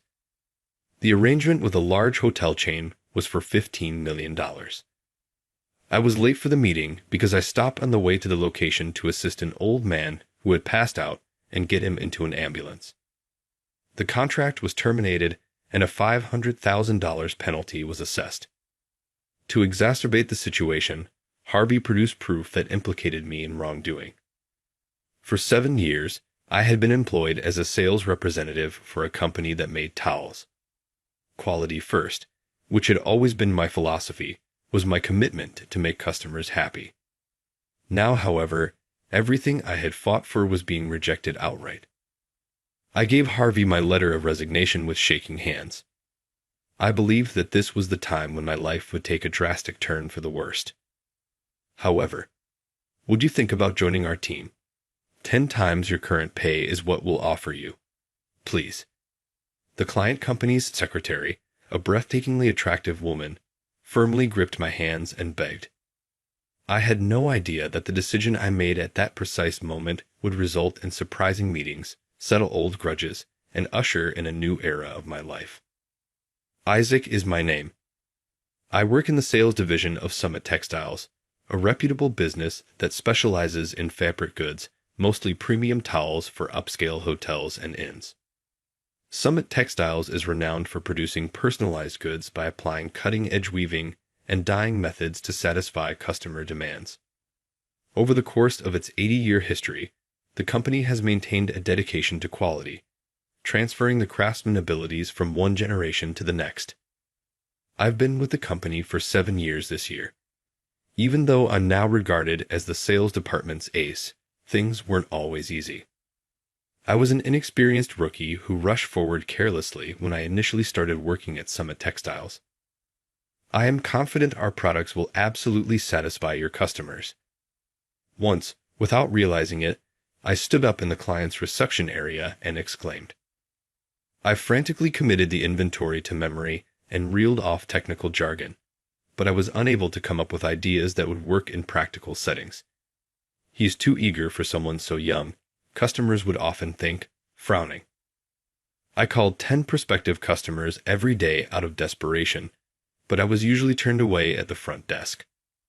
However, I was completely transformed by a single remark made by a buying manager of a well-known company. Isaac, do you truly understand fabric?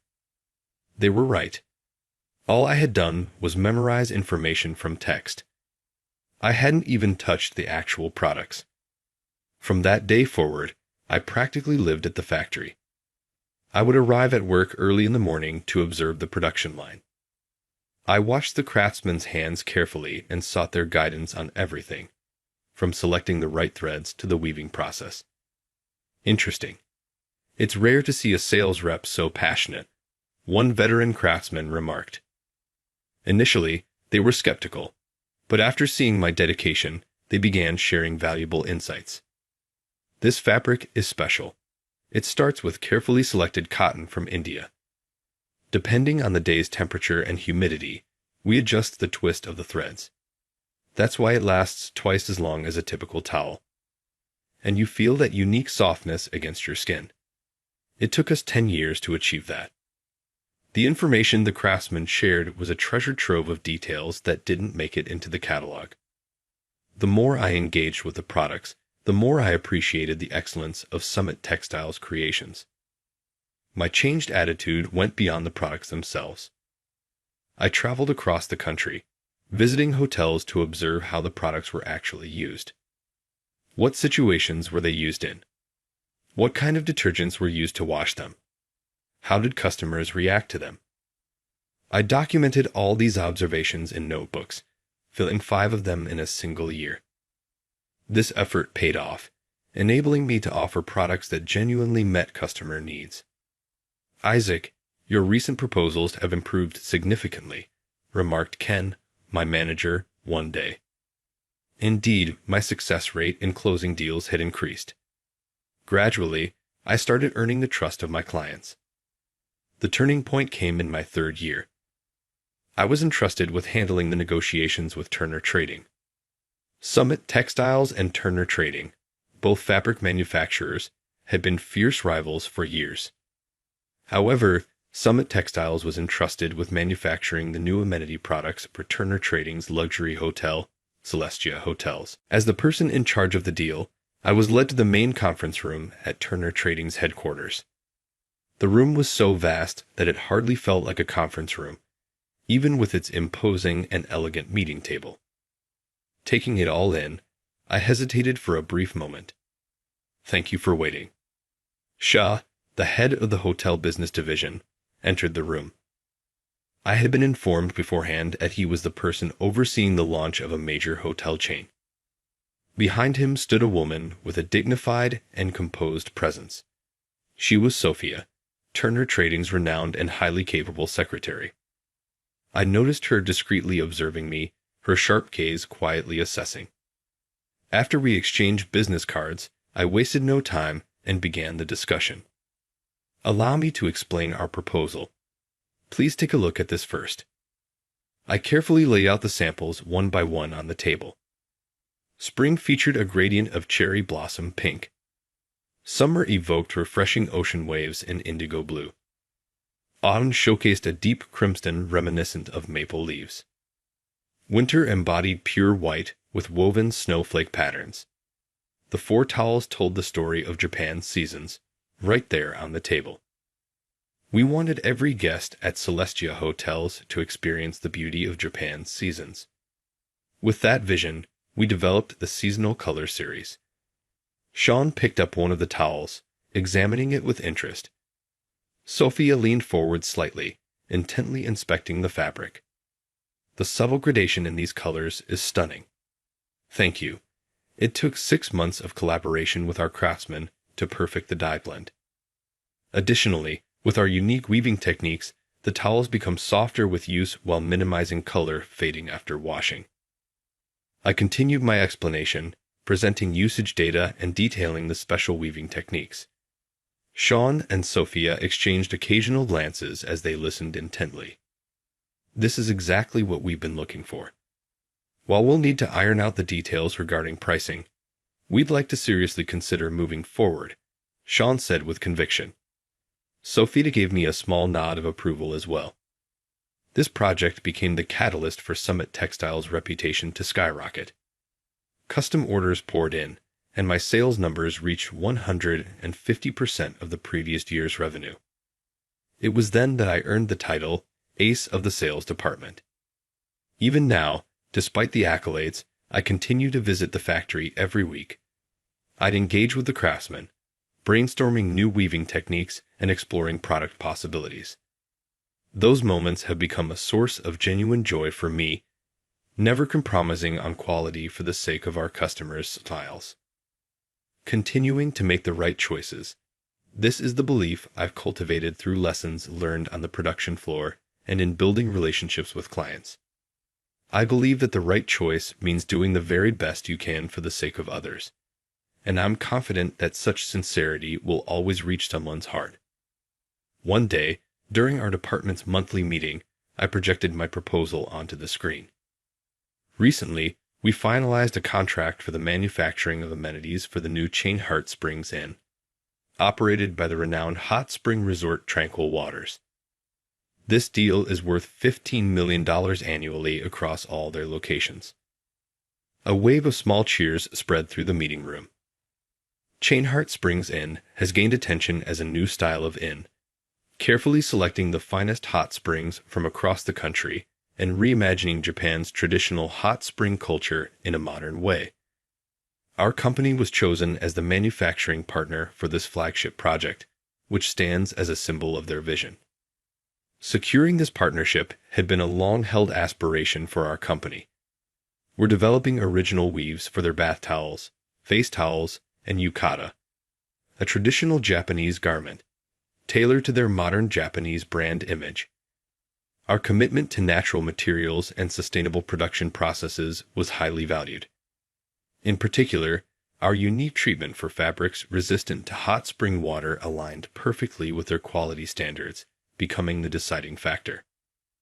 As I finished my explanation, the room erupted in warm applause. However, I noticed that Harvey was the only one wearing a stern expression. He kept his eyes fixed on the documents in front of him, refusing to even glance in my direction. Hemph. It's easy to brag when things go well, but don't get cocky. This was just a stroke of luck. His words brought an abrupt silence to the room. Looking up from his papers, Harvey shot a sharp glare at me. Isaac, for a deal of this magnitude, what will you do if it fails? Can you take responsibility for it? Yes, of course. I will take full responsibility for this. Oh? Is that so? Everyone, did you hear that? With a smirk tugging at the corner of his mouth, Harvey glanced around the room. Then, snapping the folder shut with a loud thud, he briskly exited the conference room. The remaining employees exchanged uneasy glances. The celebratory mood from earlier had instantly turned ice cold. Lately, I felt that Harvey had been deliberately shutting me out. Even last week, his behavior was noticeably strange. It was a Friday evening, and as I worked late, I passed by the conference room on my way to grab some paper for the copier. From inside, I could hear Harvey's voice. It wasn't his usual tone for entertaining clients. It sounded oddly tense, which caught my attention. About the inspection documents. Just as usual. Yes, I understand. The amount is the same as before. No, that's not acceptable. You have to follow my instructions. Harvey was speaking in hushed tones. The door to the conference room was closed, but his voice carried into the hallway, tinged with an unmistakable sense of urgency. Just then, our eyes met through the small window in the door. Harvey's face stiffened for an instant, his expression draining of color. He immediately stood up and flung the door open with force. Isaac, why are you still here? Go home. Now. His tone was uncharacteristically harsh, nearly shouting. Without a word, I left the area, sensing I had stumbled upon something I wasn't meant to hear. From that day on, Harvey's hostility toward me became blatant. I was tasked with calculating the costs for a new product, yet access to past production cost records was deliberately withheld from me. Harvey's attitude left me feeling somewhat suffocated. Even so, I resolved to pour all my energy into the job at hand. With renewed determination, I left the meeting room. Today was the day of the final negotiations with Chain Heart Springs Inn. This was a pivotal deal, one that could significantly boost the company's performance. $15 million. The thought of such a sum made me feel the weight of the responsibility. I triple-checked my materials and left home early. I'd walked the route to the venue, which I had scouted the previous day. There was still some time to spare. As I was about to cross the intersection near the station, it happened. I heard a faint sound of labored breathing. Turning around, I saw an elderly man in a suit leaning against a street tree for support. His face was deathly pale, and beads of cold sweat were forming on his forehead. Are you okay? I called out as I rushed over. The man looked up at me, his expression strained, and managed a weak smile. Sorry, my chest feels strange. As soon as the words left his mouth, the elderly man's body began to collapse slowly. I caught him instinctively. Without hesitation, I dialed 911. "I believe it's a possible heart attack," I explained, and the operator began asking detailed questions about his condition. After providing all the information and ending the call, my phone buzzed with an incoming call. It was from Harvey.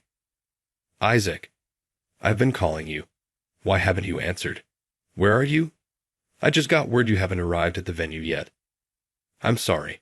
I'm assisting a sick person near the station." "What? Are you kidding me? Do you have any idea how critical today's negotiation is?" "I do. I'll head to the venue as soon as the ambulance arrives." "What nonsense are you talking about? Get to the meeting right now. This is a $15 million deal." On the other end of the line, Harvey was yelling. The elderly man's breathing grew more labored. How many more minutes until the ambulance would arrive? "I'm sorry, but this man's life is more important." Harvey was still shouting something, but I hung up the phone. I held the elderly man's hand. "I'll stay with you until the ambulance arrives. Don't worry. You'll be okay." For the next 8 minutes until the paramedics arrived, I stayed by his side, constantly speaking to him. When the ambulance arrived and he was placed on the stretcher, the elderly man looked at me apologetically. "I'm sorry. I must have made you miss something important." "No. Saving a life takes priority. Please, take care of yourself." After watching the ambulance drive off, I quickly checked my phone. I was already 30 minutes late for the meeting. There were 52 missed calls, most of them from Harvey. I flagged down a taxi and rushed to the venue at full speed, but it was too late. When I arrived, the executives from Heart Springs had already left. According to my colleagues, they had waited for nearly an hour before canceling the contract and demanding a penalty of $500,000. They also announced the termination of all future dealings with us. When I returned to the office, Harvey was waiting for me. He wore a cold, cruel smile I had never seen before. I bowed deeply. I deeply apologized for being late to the meeting and causing the deal to fall through. However, I couldn't abandon the elderly man in that moment. "Ha! Spare me your noble excuses. Listen, you're fired." "What?" I couldn't believe my ears. Harvey stood up and slammed a thick file onto the desk. "Actually, we've uncovered proof of your misconduct. Falsified reports, duplicate expense claims, secret deals with clients. And there's plenty more." "That's not true. I've never done anything like that." "We have the evidence. Emails where you leaked company secrets to the executives of Heart Springs. And this delay, wasn't it all part of your scheme?" "No. I would never do such a thing." "Such confidence. But can you say the same after looking at these documents?" Harvey spread the documents across the desk. I couldn't believe my eyes. Sure enough, the papers bore what appeared to be my signature, but I had no memory of approving such documents. As you can see, the evidence is overwhelming. Now, hand in your resignation quietly, or I'll take legal action. Harvey's eyes gleamed with triumph. "Harvey, I would never." "Enough. Just submit your resignation. You're already fired." Harvey's shouting echoed through the office. Something was wrong. Clearly wrong. But I had no way to fight back. I had no evidence and no options. I had saved a life. That choice couldn't have been wrong. So why did things turn out this way? Dazed, I stared blankly at the resignation letter I had written. Then, with trembling hands, I handed it to Harvey. How much time had passed since I submitted it? I had no idea. I wandered aimlessly through the streets at dusk. The faces of the people passing by looked strangely full of life. Everyone walking by seemed to have a purpose. I no longer had that. When I looked up, I realized I was standing at the crosswalk near the station. It was the same place where the elderly man had collapsed that morning. I could still hear the faint sound of the ambulance siren echoing in my head. "Isaac." Suddenly, I heard a voice from behind me. Turning around, I saw Sophia from Turner Trading standing there. She still had her usual poised demeanor, but she was slightly out of breath. I finally found you. I visited Summit Textiles, but they told me you had resigned. Her earnest gaze made me avert my eyes without thinking. Yes. Well, there's been a lot going on. Is it true that you were late to the meeting because you stopped to help an elderly man? What? You helped someone who collapsed at this very intersection this morning and even accompanied them in the ambulance. Isn't that right? How did she know about that? Before I could process my thoughts, Sophia continued. Isaac, would you consider working for our company? What? The sudden proposal caught me off guard. The person you helped this morning is actually the chairman of our company, Mr. Turner. The world around me seemed to spin for a moment. We'll offer you 10 times your current salary, so please. Sophia stepped closer, closing the distance between us. Her proximity made my heart race. Wait. Calm down. Sophia, 10 times. That's not something you can decide on your own. No, it's not my decision alone. If you don't believe me, you can hear it directly from Mr. Turner himself. He said he'll make time to meet you whenever necessary. Let's go. Sophia took my hand. Wait, you mean now? To the hospital? Yes. Mr. Turner has been waiting for you. The strength of her grip was surprising. Nervously, I decided to follow her. The hospital where Mr. Turner was admitted was about a 10-minute walk from the station. When we entered his room, Mr. Turner, propped up in bed, greeted me with a gentle smile. His complexion had improved dramatically since the morning. Ah, you've come. Thanks to you, my life was saved. Truly, thank you. No, not at all. Anyone else would have done the same. No, not everyone would. Especially not when they had such an important meeting to attend. I nodded silently. Mr. Turner's expression softened further as he continued. Business people today are too consumed by numbers. Of course, profit is important, but it can never replace a human life. Your decision this morning gave me great hope. He glanced at some documents on the bedside table. Actually, I've known about you for some time. Sophia has been reporting on your work, traveling across the country to hear directly from clients, immersing yourself in manufacturing sites, engaging with the craftsmen, and, above all, refusing to compromise on quality for the sake of the customer. I smiled. She's told you that much about me? Yes. Sophia is an excellent secretary, and her judgment is trustworthy. That's why I've wanted someone like you to join our team. What happened this morning only solidified my decision. Mr. Turner looked at Sophia with a kind expression. Sophia, you've done a great job researching him. I wasn't wrong to trust your instincts. Thank you. Sophia nodded with a delighted smile. Mr. Turner turned back to me. How about it? Your integrity and skills would be a great asset to our company. You've heard about the compensation from Sophia, haven't you? Consider it a token of my gratitude. His words brought out a question that had been bothering me all along. Sophia, why do you value me so much? Standing by the window, Sophia slowly turned toward me. The soft light of dusk gently illuminated her profile. It's because you changed me, Isaac. What? Do you remember when we worked together on the Celestia Hotels project? At first, I thought it was just another new initiative. As a secretary, I intended to handle it routinely and dispassionately, like any other task. Sophia began speaking quietly, her gaze drifting to the view outside the window. From the day I joined the company, I'd been a secretary who simply completed the tasks assigned to me.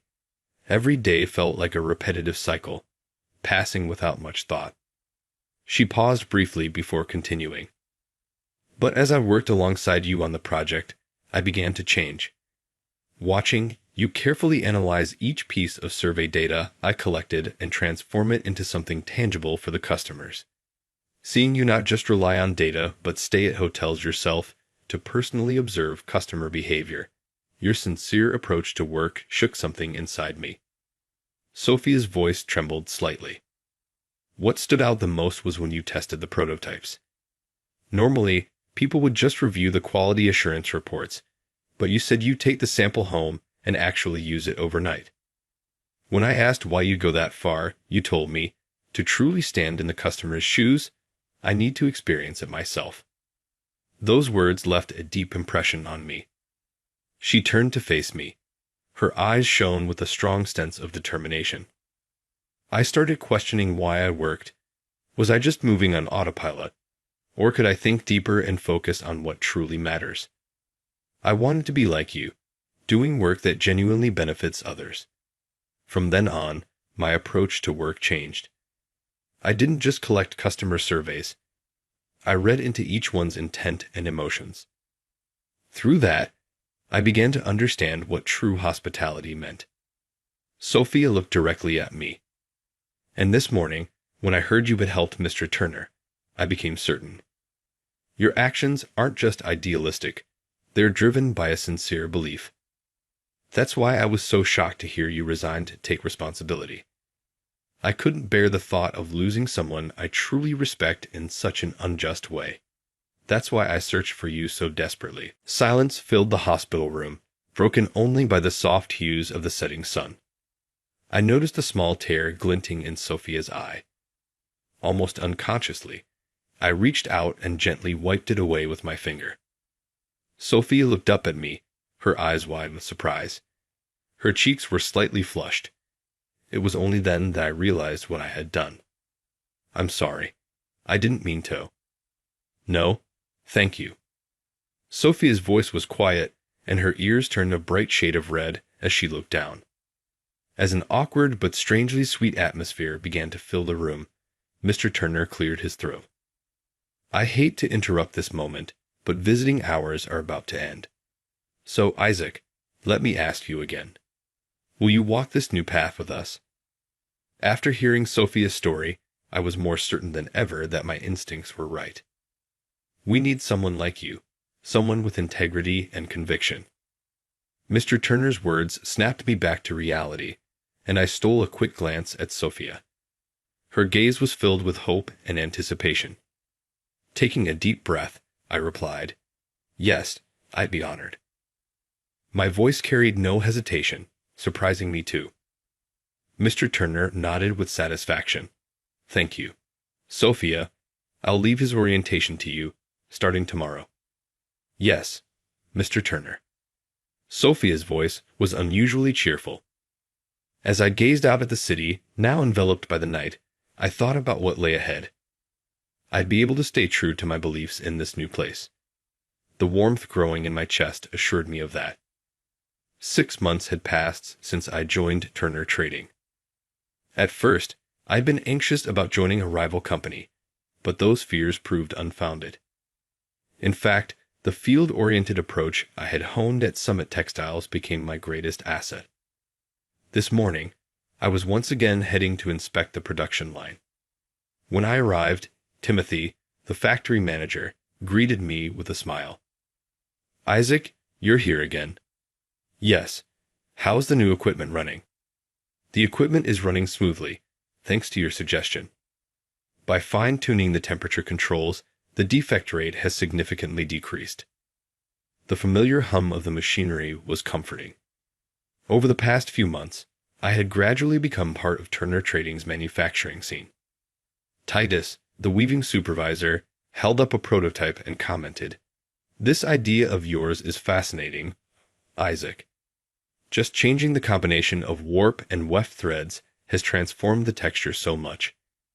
Previously, we increased density for strength, but by adjusting the twist of the threads and altering weaving pressure, we've managed to achieve both lightness and durability. It's also less prone to washing damage and dries faster. Yes, it was a concept shelved at my previous company, but I thought it might be possible with the advanced equipment here. I'm glad we tried it. This could cater to high-end airline demand as well." Titus admired the fabric under the light, nodding in appreciation. When I returned to the office, Sophia approached me. "The quarterly results are in," she said, showing me her tablet. 3 new development projects and a 150% increase in additional orders from existing clients in the past 6 months. Sales in your assigned area have been steadily growing. Sophia flipped through the data. Your work has been highly rated by the field teams. Comments like, Isaac listens carefully to our opinions, and his proposals are backed by solid technical understanding, which gives us confidence in the manufacturing process keep coming up. In addition, there's been growing interest from overseas. The water-saving technology you propose has been recognized as an environmentally friendly innovation, unlike anything else in the world. That's encouraging. Next, I'd like to focus on expanding internationally. Actually, there's a meeting with a Middle Eastern distributor next week. They specifically requested to meet with you. I'll be happy to attend. Please arrange the schedule. New meeting appointments kept appearing on my tablet as we spoke. It felt like there was potential to create even more exciting products moving forward. This was one of those moments when I truly felt the rewards of this work. In the 13th floor meeting room, I reviewed the materials for today's discussion, considering new business opportunities with Summit Textiles. The moment I saw the title, my chest tightened. A meeting with my former company. Honestly, I would have avoided it if I could, but this was work. I didn't have the luxury of avoiding it. Sophia quietly opened the door. The client has arrived. Excuse me. The moment Harvey stepped into the room and saw me, he froze mid-sentence. It was our first meeting in 6 months. His eyes widened in shock, the color draining from his face. Why are you here? His voice trembled, a mixture of anger and disbelief. I noticed his hands unconsciously gripping his documents tightly. Sophia looked confused, glancing between Harvey and me. Coming back to himself, Harvey forced a smile. My apologies. I was just surprised to see a familiar face. Now, let me present our proposal. He placed a thick document on the table. As he flipped through the pages, his hands were visibly stiff. Celestia Hotels plans to open 20 locations nationwide this fiscal year, correct? We propose to supply all the linens for your properties. Delivery within 3 weeks, costs reduced by 25%, and a 10-year quality guarantee. This is the essence of our proposal. Is that even possible? The words escaped my mouth before I could stop myself. For high-end hotel towels, it typically takes at least 6 weeks from thread procurement to completion. He was claiming to cut production time to less than half, while also reducing costs. And as for the quality guarantee, it was more than double the industry standard. Harvey shot me a cold glare, his voice sharp. Of course, it's possible. At our company, we've made it happen. In just the past 6 months, Summit Textiles has undergone a complete transformation, with sales growing 200% year over year. It was true that I had heard about Summit Textiles' rapid success. It had even been featured in industry journals, but something felt off. Given their production capacity, the proposed timeline seemed physically impossible. And offering this level of cost reduction with a 10-year quality guarantee, it didn't add up. What stood out most was the vagueness in the quality data section, something critical for high-end hotel products. I lowered my gaze to the materials. The numbers are certainly written clearly. However, there's no reporting data to back them up anywhere. Could you explain the detailed production process? That's confidential. For a split second, I thought I saw his eyes waver. Sensing the heavy tension in the room, Sophia subtly stepped in to shift the conversation. Since this is our initial meeting, we'll take your proposal back for internal review and discuss it further, she said, her voice carrying a clear intent to wrap up the discussion diplomatically. Yes, that's fine. We'll submit more detailed figures and process explanations in writing later.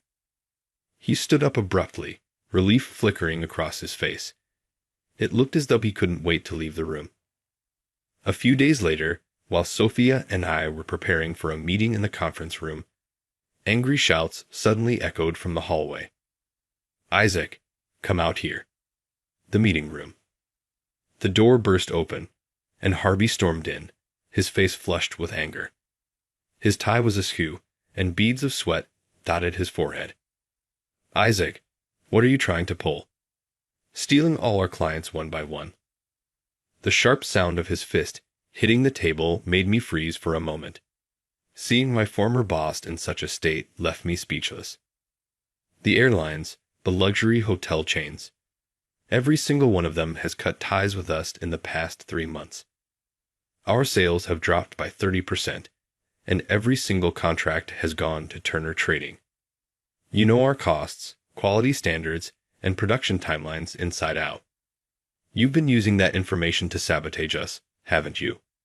You've even been beating us to market with new product developments. "I have not done anything of the sort," I replied calmly. "It's true that I've drawn from my experiences at Sumit Textiles, but only in terms of my approach to product development. I've never once used confidential information." "Liar." Sophia stood up, attempting to calm him down. "Harvey, please, let's stay calm. Stay out of this. This is between me and Isaac. A secretary shouldn't interfere." His words prompted me to rise and gently motion for Sophia to step back. I took a deep breath before facing Harvey. "Harvey, we haven't stolen clients. It was the clients who approached Turner Trading, asking to switch their business. We found it puzzling at first, too. But after our recent discussions, the reason became clear. The terms you've been proposing are simply unworkable." The room grew tense. A 3-week production timeline for high-end hotel products is physically impossible. For premium materials, it takes 2 weeks just to procure the raw materials, another 2 weeks for weaving, and at least 1 week for quality testing. That's the industry standard. "We made it possible," Harvey shot back. "Then let me ask, how are you handling quality control? Durability testing, friction testing, absorbency testing. Skipping these might shorten production time, but it would compromise quality. The same applies to the 25% cost reduction. At that price, sourcing genuine Egyptian extra-long staple cotton is impossible." Harvey's face stiffened. I retrieved a set of documents I had prepared for our next meeting and opened them. Flipping to a page, I showed it to him. "We analyzed recent delivery samples provided by your clients. While the surface appears to use genuine Egyptian cotton, the core contains standard short fibers. This drastically reduces durability. Normally, this kind of analysis would be confidential, but your clients approached us expressing concerns about quality. That's why we conducted the investigation." Harvey's face grew pale. I turned another page, and that's not all. This contract here, its quality assurance clauses are vague, and it doesn't clearly define compensation for defective products. This would leave clients in a difficult position if issues arise. I pulled a single document from the stack in front of me. "And here is your company's cost calculation sheet from the last meeting. It shows that the procurement cost of thread was recorded at 1.5 times the market price. Where exactly did the difference go?" "Stop it," Harvey's voice trembled. But I paid no mind and continued, calmly yet firmly. "The difference was reported as part of the cost of production for fictitious orders, then funneled into backdoor deals to bypass quality inspections. By cutting corners like this, you reduced costs and shortened delivery times. Meanwhile, you provided customers with contracts that waived their right to file claims, ensuring your company bore no responsibility for any problems." "Harvey, does Mr. Adams, the president of Sumit Textiles, know about these practices? If this kind of deceit continues, it will ultimately hurt the customers and damage the entire industry's trust." Harvey's face grew increasingly pale. "What do you know?" he muttered. "I know because I've worked on the ground. I've seen the pride and skill of the craftsman.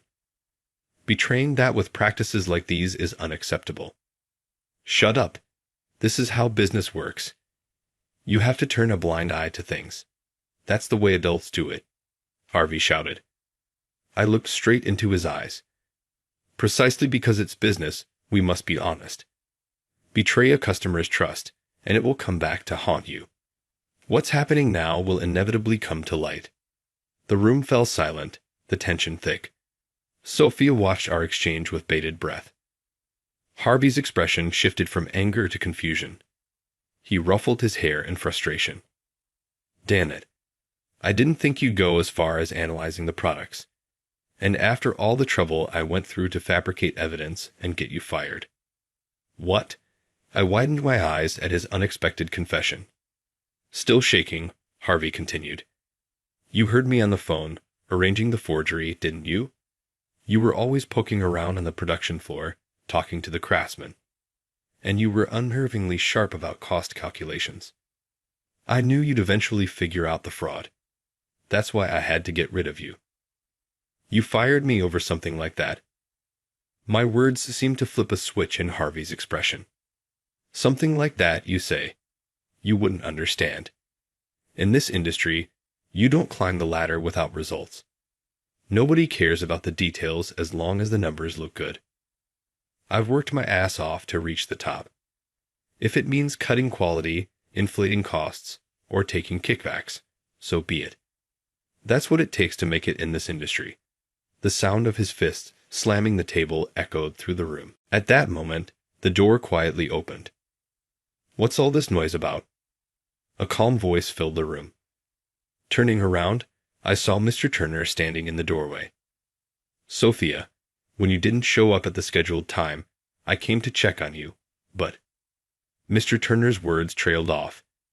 He had noticed Harvey's presence. Harvey. At the sound of that voice, Harvey's body stiffened. The color drained from his face, and his lips trembled. Father. The word escaped his lips in a barely audible whisper. Mr. Turner is Harvey's father. A heavy silence settled over the room. The two men stared at each other as if time had frozen. Harvey's hand unconsciously gripped the edge of the table, as if being pulled back into old memories. He stared at Mr. Turner with vacant eyes. What a coincidence to meet you here. Perfect timing. Listen up. I'll tell you how I clawed my way up after you abandoned me. At that moment, the emotions Harvey had suppressed for years burst forth like a dam breaking. Harvey lost his mother when he was very young. In a stark white hospital room, he held her hand tightly. At just 6 years old, he couldn't understand why his mother's face was growing pale or why the nurses were rushing around so frantically. All he could feel was the coldness creeping into her hand, a sensation that etched itself deeply into his heart. Harvey. I wish I could have held on a little longer. I'm sorry. His mother's frail voice echoed through the hospital room. Those were the last words she left for Harvey. After her death, Harvey was taken in by his maternal grandparents. Even though he had a father, Harvey couldn't understand why he wasn't with him. One day, while knitting, his grandmother explained gently, Your father, he's too busy running the company. He said he doesn't have the capacity to take care of a wife and child. Did my father abandon me? His grandmother didn't answer. She simply stopped knitting and gently stroked young Harvey's head. To his 60-year-old mind, her silence was confirmation. From that moment, the memory of holding his mother's hand in that sterile hospital room began to transform into a burning desire for revenge. Harvey enrolled in a commercial high school and later studied business administration at university. He had one clear goal: to exact revenge on his father and Turner Trading, the company he chose over his wife and son. The Turner Trading he cared for more than his family. I'll destroy it. Then he'll know how it feels. With this resolve in his heart, Harvey applied to Summit Textiles after graduation. During the interview, he played the part of an ambitious young man. I'll make Summit Textiles surpass Turner Trading. Unbeknownst to them, his words were a declaration of revenge. After joining the company, he was always the first to arrive and the last to leave. He consistently ranked at the top in promotion exams. Clients highly valued him, and he delivered one success after another. Eventually, he rose to the position of department head. However, it was around this time that Harvey's performance began to stagnate. Meanwhile, Turner Trading's profits continued to climb steadily. Seeing the gap widen, Harvey grew increasingly anxious. Realizing that instead of achieving his revenge, the distance between them was only growing, he thought, "What am I missing?" He stared at performance reports in the office late into the night. Suppliers demanded price cuts, and internal pressures mounted to improve profit margins. One day, a supplier made a suggestion. "Why don't you inflate the production cost slightly on this contract?" It started as a small deception, inflating production costs, loosening quality standards, falsifying inspection data. Gradually, his methods grew bolder. "This way, I'll definitely surpass Turner Trading." It was during a call to arrange a forgery that I happened to walk in. Harvey panicked. Of all people, Isaac had to hear me. If this keeps up, he'll uncover everything. Driven by fear and desperation, Harvey decided to force me out of the company. Late one night in the meeting room, he sat before an envelope. Inside was a collection of old invoices he had obtained from the accounting department. "If I alter these, I can fabricate all the evidence I need. Inflated expenses, duplicate travel claims." His hand trembled slightly as he wielded the pen. He rewrote figures and forged stamps. The guilt gnawed at him momentarily, but was quickly brushed aside. This isn't enough. From his desk drawer, he retrieved data that he had secretly copied from my computer, emails sent to external contacts. He altered the recipient and contents to make it appear as though I had been in close correspondence with Heartsprings Incorporated. He even went as far as fabricating file names to suggest I had shared classified information, such as quality data and cost calculations. Finally, he crafted a fake contract, stamped with a forged seal resembling mine. It was the ultimate piece of evidence, framing me for breach of confidentiality. Moreover, a perfectly timed opportunity presented itself to Harvey. I was late to the critical negotiation with the Heartsprings Incorporated group. As a result, the deal was canceled. Ha! It's as if the heavens are on my side. Isaac ruined the negotiation and caused massive losses for the company. With this, no one will question the forged evidence. It's perfect. Amid the commotion in the office over the canceled contract, Harvey wore a sinister smile. Having recounted everything in one breath, Harvey let out a long exhale. Then, he turned a sharp glare toward Mr. Turner. "I hate you." His voice trembled with rage. My mother's last words were, "I'm sorry." She apologized for leaving me behind. But the one who should have apologized wasn't her. It was you. Mr. Turner's face clouded with pain. You never visited her in the hospital. Not even once. On the day of her funeral, you didn't show up. You were too busy running your company, weren't you? You didn't care about us. No, you probably thought we were a burden. That's why you didn't tape me in. Harvey's bitter smile deepened as he continued. My mother lost her life because she was trying to protect your company. I could never forgive you for disregarding her life. That's why I decided I would surpass you and destroy your precious company. That became my life's purpose. Tears gleamed in Harvey's eyes. The resentment in his voice sounded as though it had been nurtured from childhood, growing heavier with each passing year. Joining Summit Textiles was all part of my plan for revenge. I worked hard, climbed the ranks, and reached this position. I didn't care what methods I used, be it fraud, forgery, or worse. It was all for one purpose, to bring you down. As Harvey finished his confession, he was left gasping for breath, as if he had expended all his energy. His face reflected a mix of anger, sorrow, and an indescribable complexity of emotions. At that moment, Sophia stepped forward.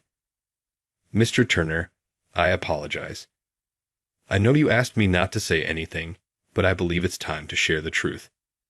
Sophia's usually composed voice trembled slightly. Mr. Turner closed his eyes and gave a small nod. Taking his signal, Sophia looked directly at Harvey, her gaze unwavering. Harvey, I've heard about the time when your mother, Mr. Turner's wife, passed away. She suffered from an incurable disease.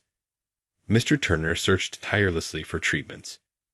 He consulted doctors worldwide and tried every possible option. He visited the hospital every day, but ultimately, she couldn't overcome her illness.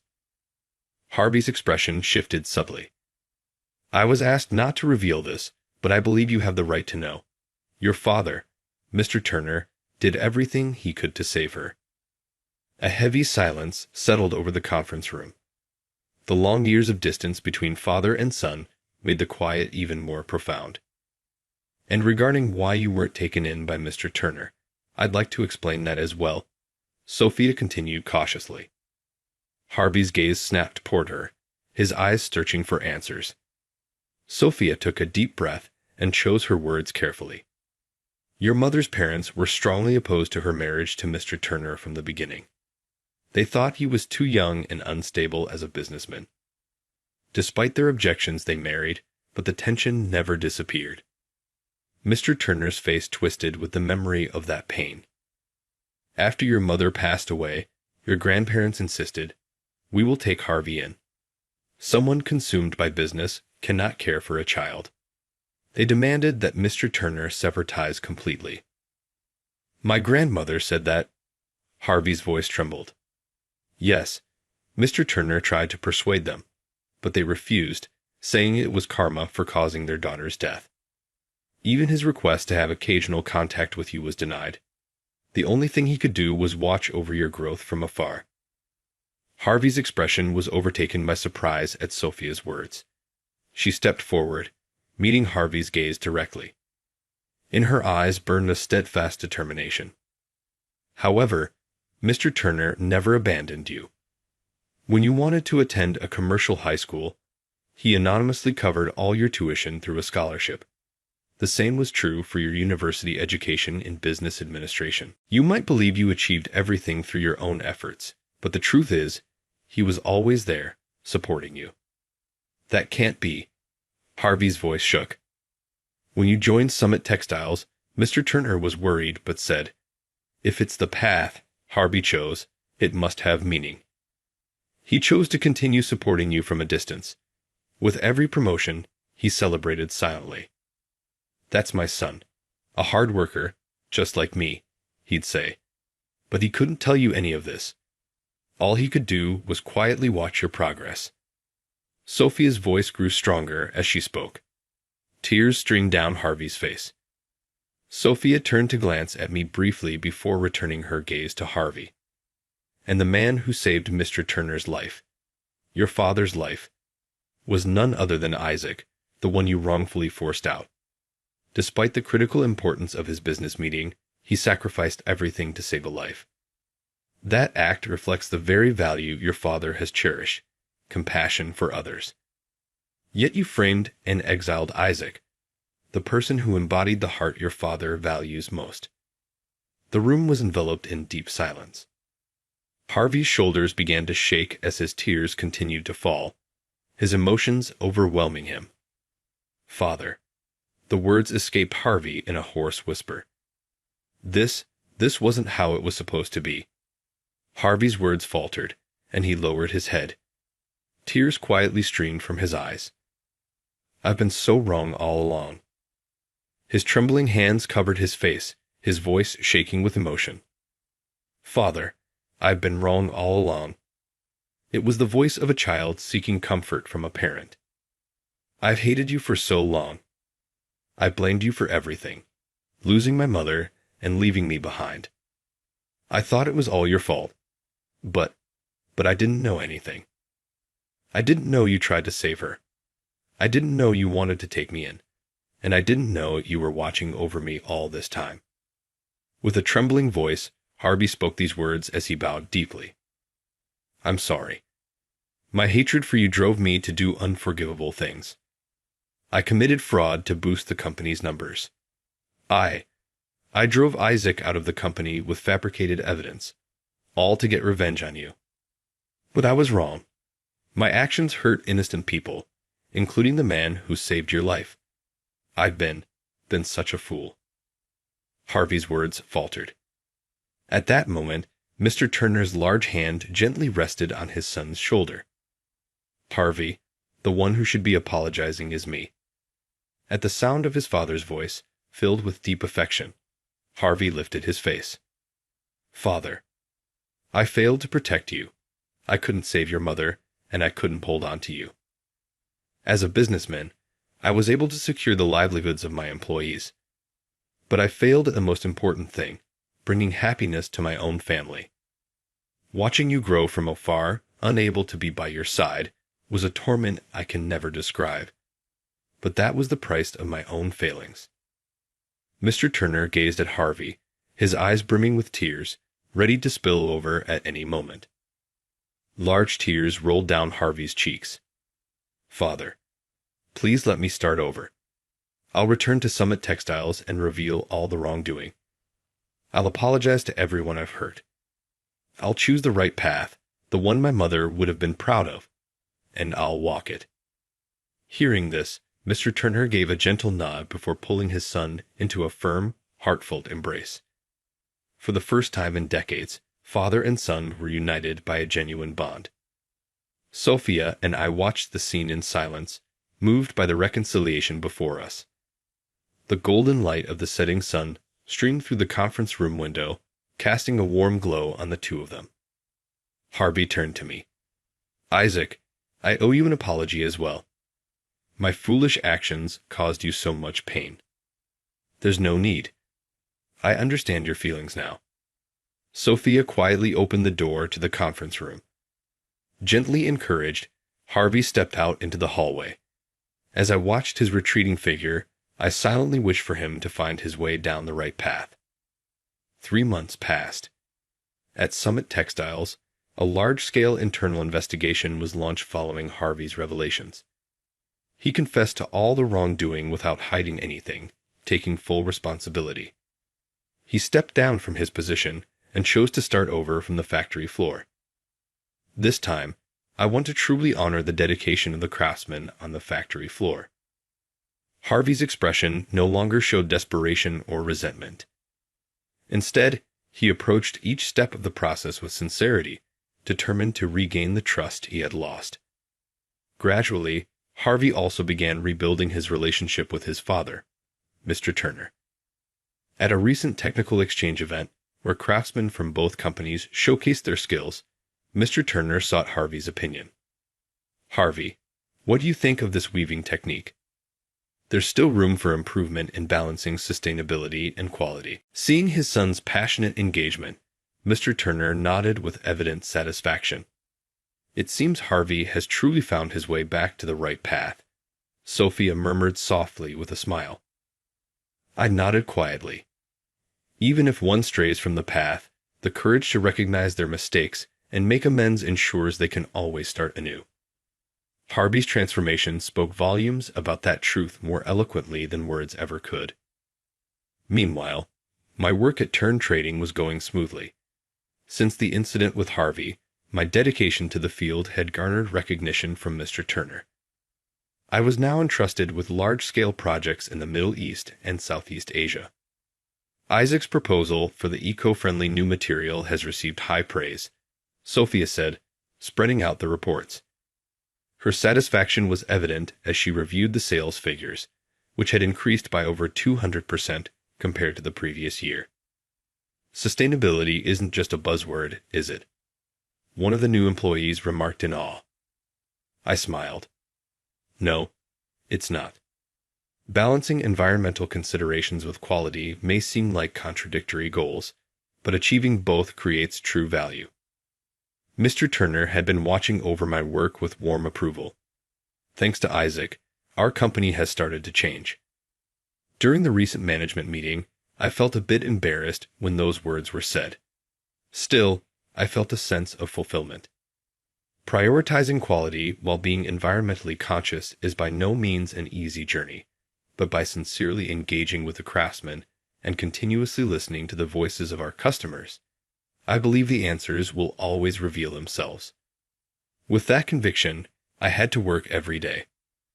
On my desk lay a stack of proposals for new projects. Yet, Even with everything appearing to go smoothly, there was still one thing I had yet to resolve. After work, I mustered my courage and approached Sophia at her desk. She was organizing some documents. "Sophia, do you have any plans for this evening?" She gracefully lifted her gaze. "No, nothing in particular." "Then, would you like to join me for dinner?" "Oh, yes, I'd love to." Sophia quickly tidied up her documents, grabbed her bag, and stood beside me. We ended up at a restaurant near the office. After finishing our meal, as the coffee was served, I decided to broach the topic. "Sophia, I want to thank you again for that day. When I was forced to leave Summit Textiles, if you hadn't found me at the station and searched so tirelessly, I wouldn't be where I am today." The rich aroma of coffee rose from the white cup. Sophia gently lowered her gaze. "Not at all. I just didn't want you to be unhappy." "No, Sophia. You also helped mend the relationship between Harvey and Mr. Turner. You created the opportunity to clear up years of misunderstanding. And because of that, the suspicions against me were cleared. It's all thanks to you." Sophia's eyes shimmered with emotion. "Do you think I've been able to help someone? Have I become someone like you, Isaac?" To that question, I answered without hesitation. "Sophia, you've changed my life, and I hope we can continue to help others together from now on." "Isaac." Her cheeks flushed faintly. The soft restaurant lighting gently illuminated her profile. She wasn't the composed secretary I usually knew, but a charming woman full of warmth. "Sophia." Her eyes wavered slightly. "I love you. Not just as a colleague, but as a woman. Will you walk through life with me from now on?" "Yes, I love you too, Isaac." Atop the table, our fingers intertwined softly. Outside the window, a sky full of stars glimmered. In life, there are moments when doing the right thing doesn't seem to pay off. I had missed an important meeting to help a collapsed elderly man. As a result, I lost my job. At that time, I doubted countless times whether the choice I made was truly the right one. But a path chosen with conviction will always resonate with someone's heart. The decision to prioritize a human life moved both Sophia and Mr. Turner, and ultimately led to reconciliation with Harvey. To do the best you can for others, that sentiment will always reach someone. I firmly believe that,